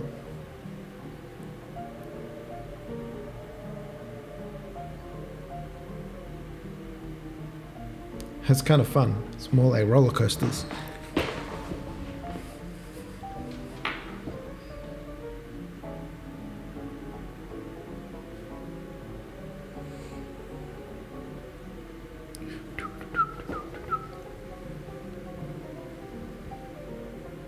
Oh yeah, I see what you're saying.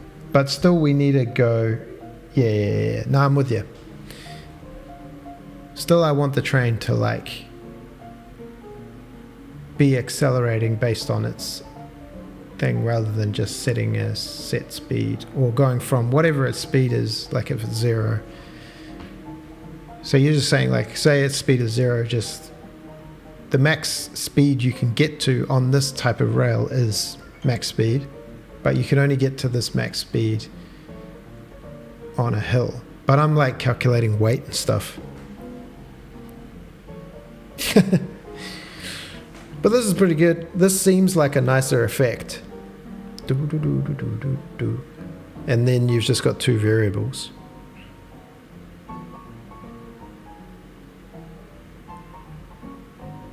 Because if this train had to now go up again, it would struggle. It's this downhill is giving it all its juice.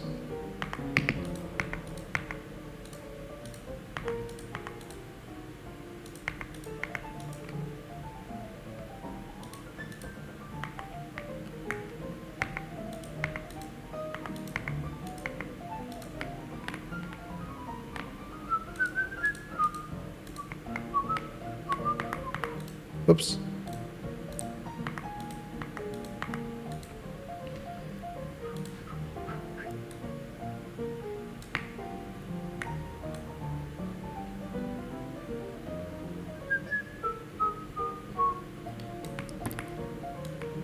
Whoops. Oh yeah, I can go this way. Yeah, now it's going to really struggle up this hill.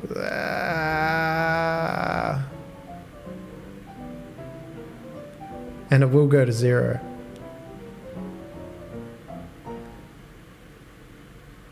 I guess it'll slowly approach 0. We'll give it some horses.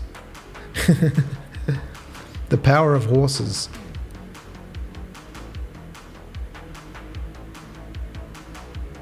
Now it's going to like boost down this hill.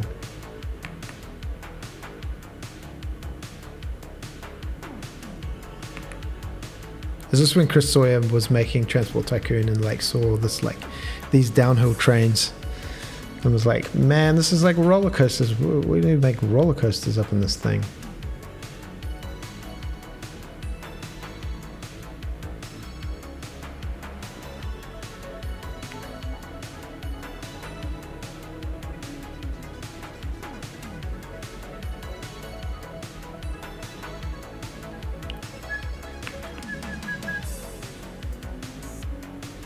And the smoke is all... transformations are all busted.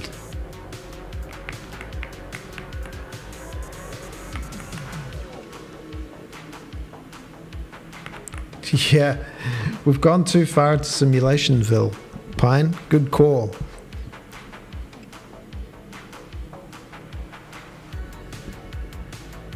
Oh, I don't know about that. I'm making a game that's not as good as Transport Tycoon. Like 30 years later. And he wrote it in assembly in like 4 months. Dude is a genius.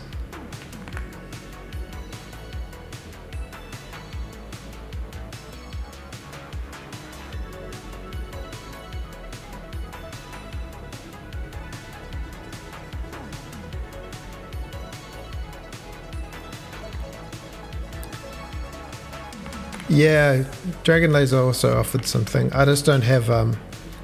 the particle system doesn't have any kind of texture animation support at this point. It's just able to draw a mesh with a texture on it.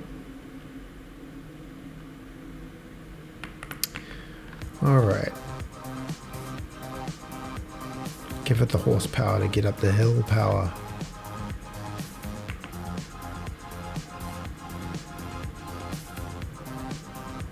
Yeah, there's some of those in the Discord.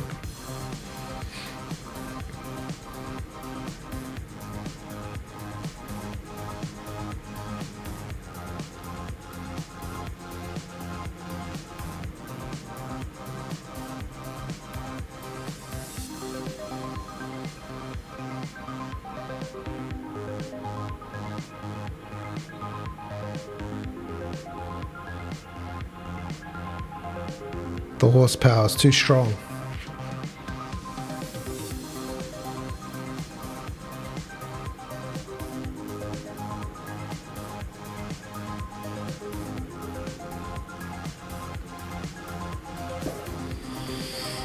Yeah. Let's give it some cars. Beep beep beep beep beep beep beep beep beep beep beep beep beep beep beep beep beep beep beep beep. Oh yeah, a lot of cars, bruv. A lot of cars, bruv. I don't even know how many cars that is.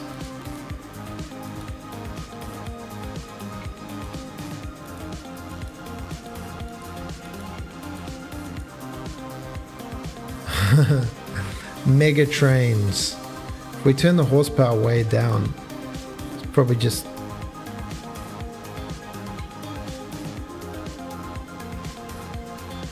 gonna die on this hill. Acceleration is 0.003. Oh!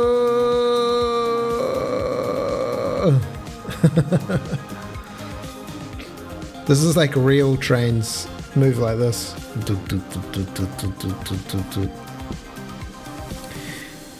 Yeah, that's the idea. So I'm thinking like you'll have a panel for each level and it'll have... Oh dude, is it gonna slow down to nothing? You do kind of want it to do this where it approaches 0 but never reaches. Maybe we need like a T value. What I might have is like a speed approaching, like a speed we've got, and then a...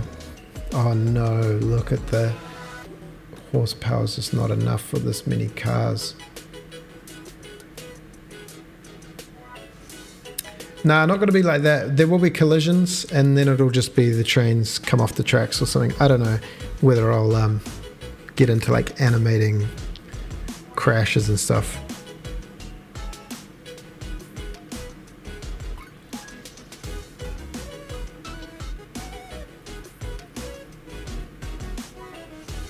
Derailing will suck. Yeah, what I want to do is like say there's a panel for each level, and you've got each level can have so many trains or whatever, and maybe you've got resources like you've got how many train cars you've got and how many locomotives you've got, and you can be like, okay, I'm going to add a locomotive, and then this one I'm going to add a bunch of cars to. And then when you complete a level, maybe it pops up and you get some rewards. You get like, okay, 20 more train cars, a new locomotive. This level comes with a locomotive. You got a chance of unlocking a fast locomotive, or so there's a little bit of like resource management as well. Not super, but just enough to make like each run maybe a little different. So if you're trying to optimize your run, there could be a losing mechanic, just like, but you should be able to figure it out.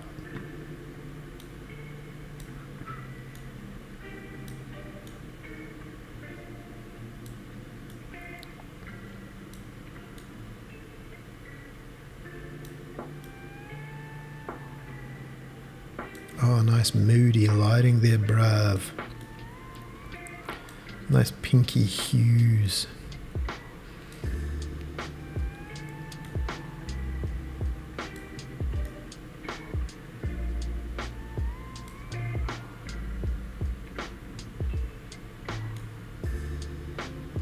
Fortunately, the grass is just unlit.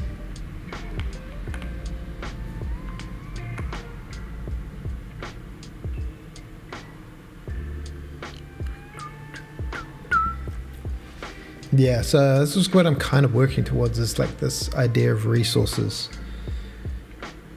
Yeah, I'd like to be able to, when you put the train down, like right now, all the cars come out of nowhere. But I need to calculate like where the train is, and then do like right now there's a button. See, I can push this button. You can see all these arrows.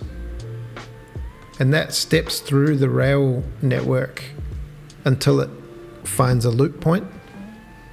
And so we kind of need to do this and step back however many points the train has and lay the train down where it's going to go. So where you move your mouse, it gets the closest point and previews where the train's going to live. And so you can go put it down that way, and then maybe you can dictate direction by which way you're moving the mouse. Kind of like what's it called? Oh, we're out of cargo. Let's reverse the cargo. Kind of like locomotion. Supplies all. Supplies all. Accepts all. Oh no, that's not gonna. Accepts none. Maybe we'll just go around and pick up and drop off at our own thing.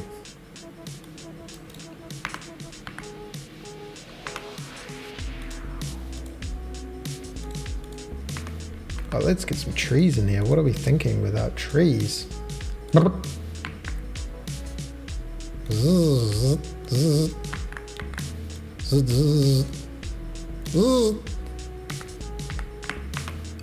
it's a lovely evening. Waiting for some, yeah. We need to get some depth of field going.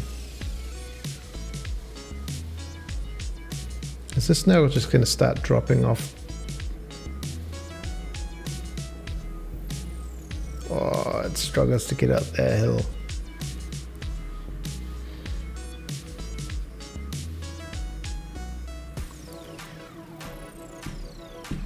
Yeah, it's like little mini train sets.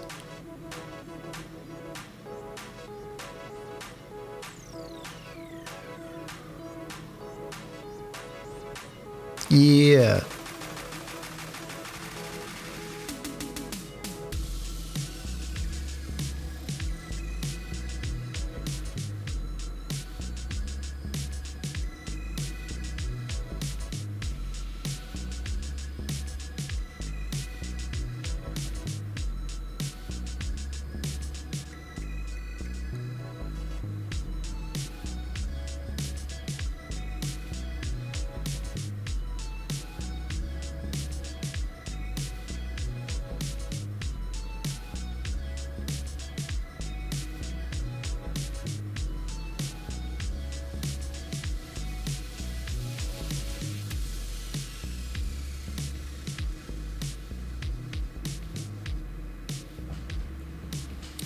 You guys ever played the old Dungeon Keeper?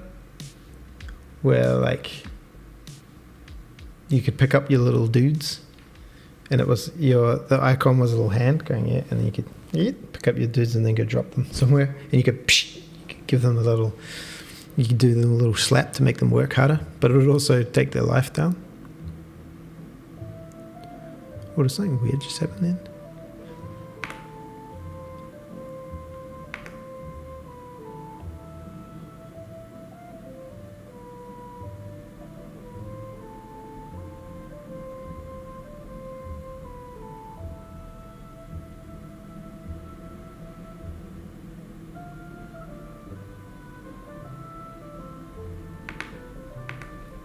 I hope this recording worked. I'm trying a different streaming setup, so I hope it's all working.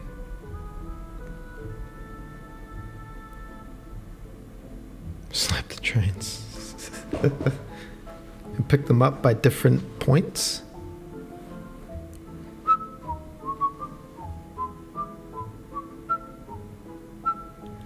Trains are invisible. What?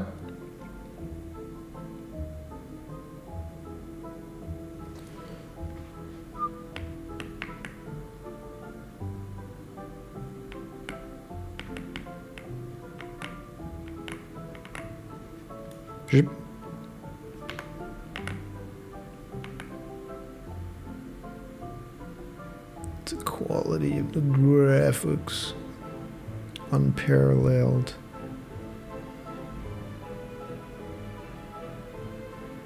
These are the guys going boom, boom, boom, boom, boom, doop, doop, doop, doop.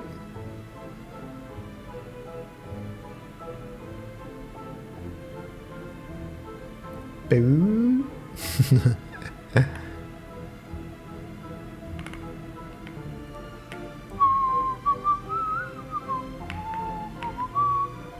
Go, buddy. I wonder why these billboards are like freaking out like that.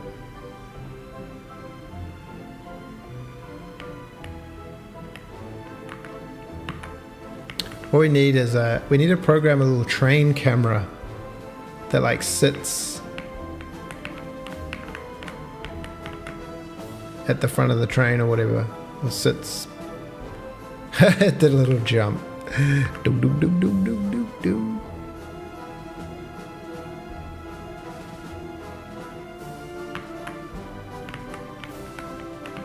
Let's save this world down. Hill climber. All right.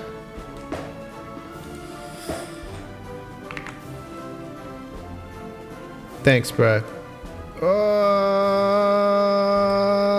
Okay. Done. Stream 29, full steam. With the time of 4 hours, 33 minutes, 44 seconds. I felt a little slow today, but you know, we kind of did the things. Given a certain number of engines and cars, a challenge could be manage which trains. Exactly. Exactly. So you got like a little panel. And you'll have like cars. 55 or something, and you got different locos. And then like when you complete a level, you can get some rewards or something. You got some way of increasing your resources. Yeah, and then you could have multi-engines, cabooses, and I even thought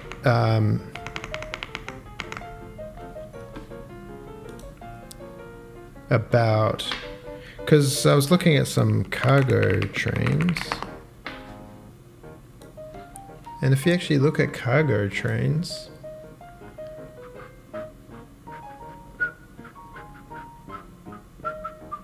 they have double stacked containers. I was like, that could be like an upgrade. You can upgrade your train beds, your cargo things to carry double containers.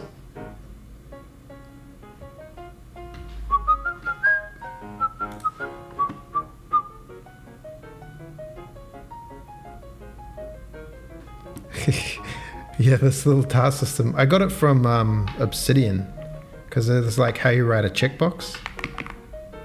You do like that and it turns into a checkbox, and then you put an X and it becomes a thing. It's nice to have little goals for the streams. Yeah, multi-engines. Just so there's like a little bit of like, there's the puzzle, obviously there's the puzzles and the progression of the level, but then there's a little bit of like, you start out with, you know, you can't move so much cargo. You need a faster way to move more cargo, and it gives you bonuses or a better score at the end of the level or something. And then speedrunners can be like, how to optimally beat Daisy Train's level 17 in only 12 game minutes or something.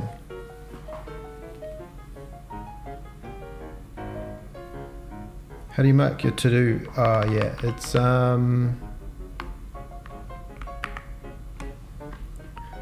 it is color highlight. I think it's called color highlight, and then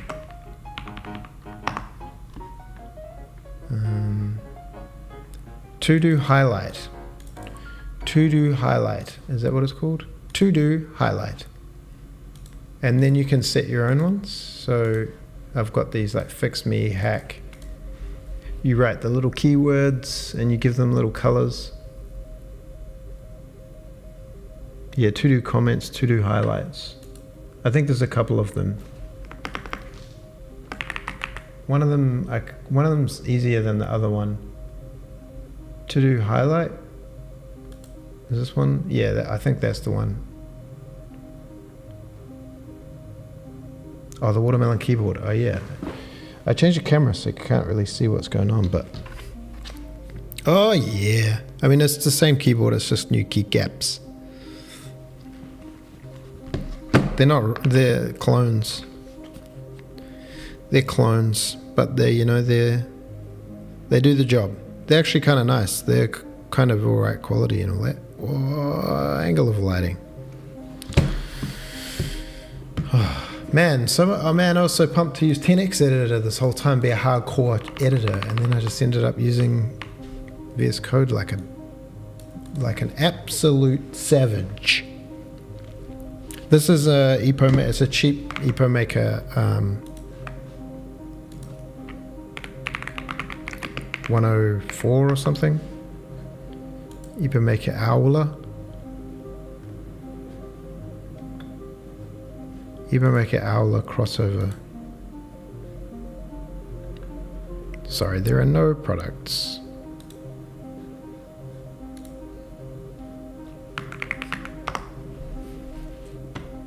Oh, F10. I just wanted anything that was going to give me... Well, this one's fancy. It's got like a screen on it. It's the one without the screen and stuff. It's not the Pro. F108, I think. I should have bought a nice board.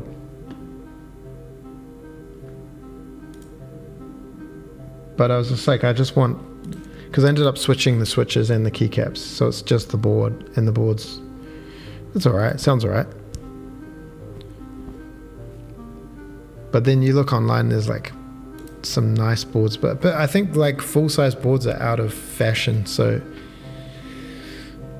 Well, it was 100 Australian dollars or something, which is like, I don't know what that is in US, like 70 US or something.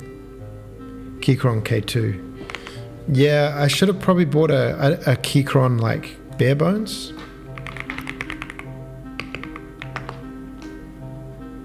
Oh, is that the... Yeah, I just got sick of like half size ones. Hey, bad boy. Budman.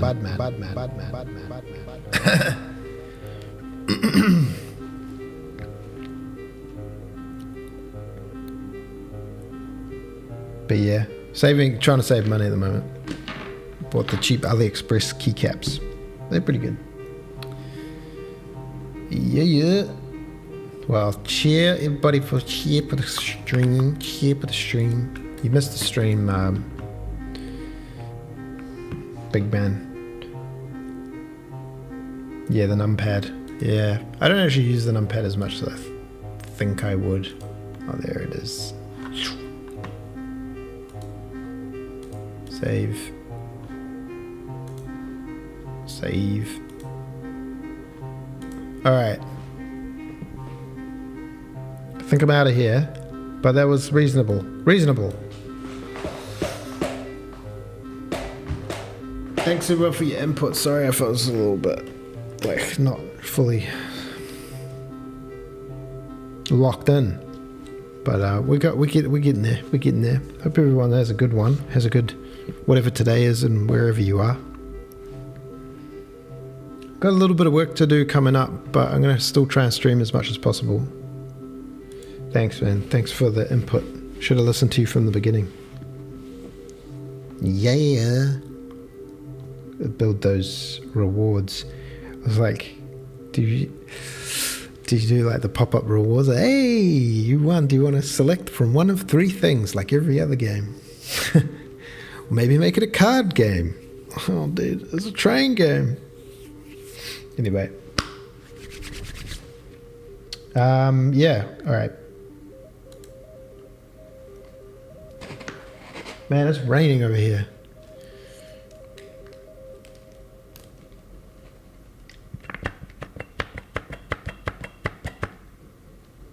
Catch you later, everyone. See ya, Pine. See ya, Lace. Hifix. Bird has been charged. Anyone else lurking about?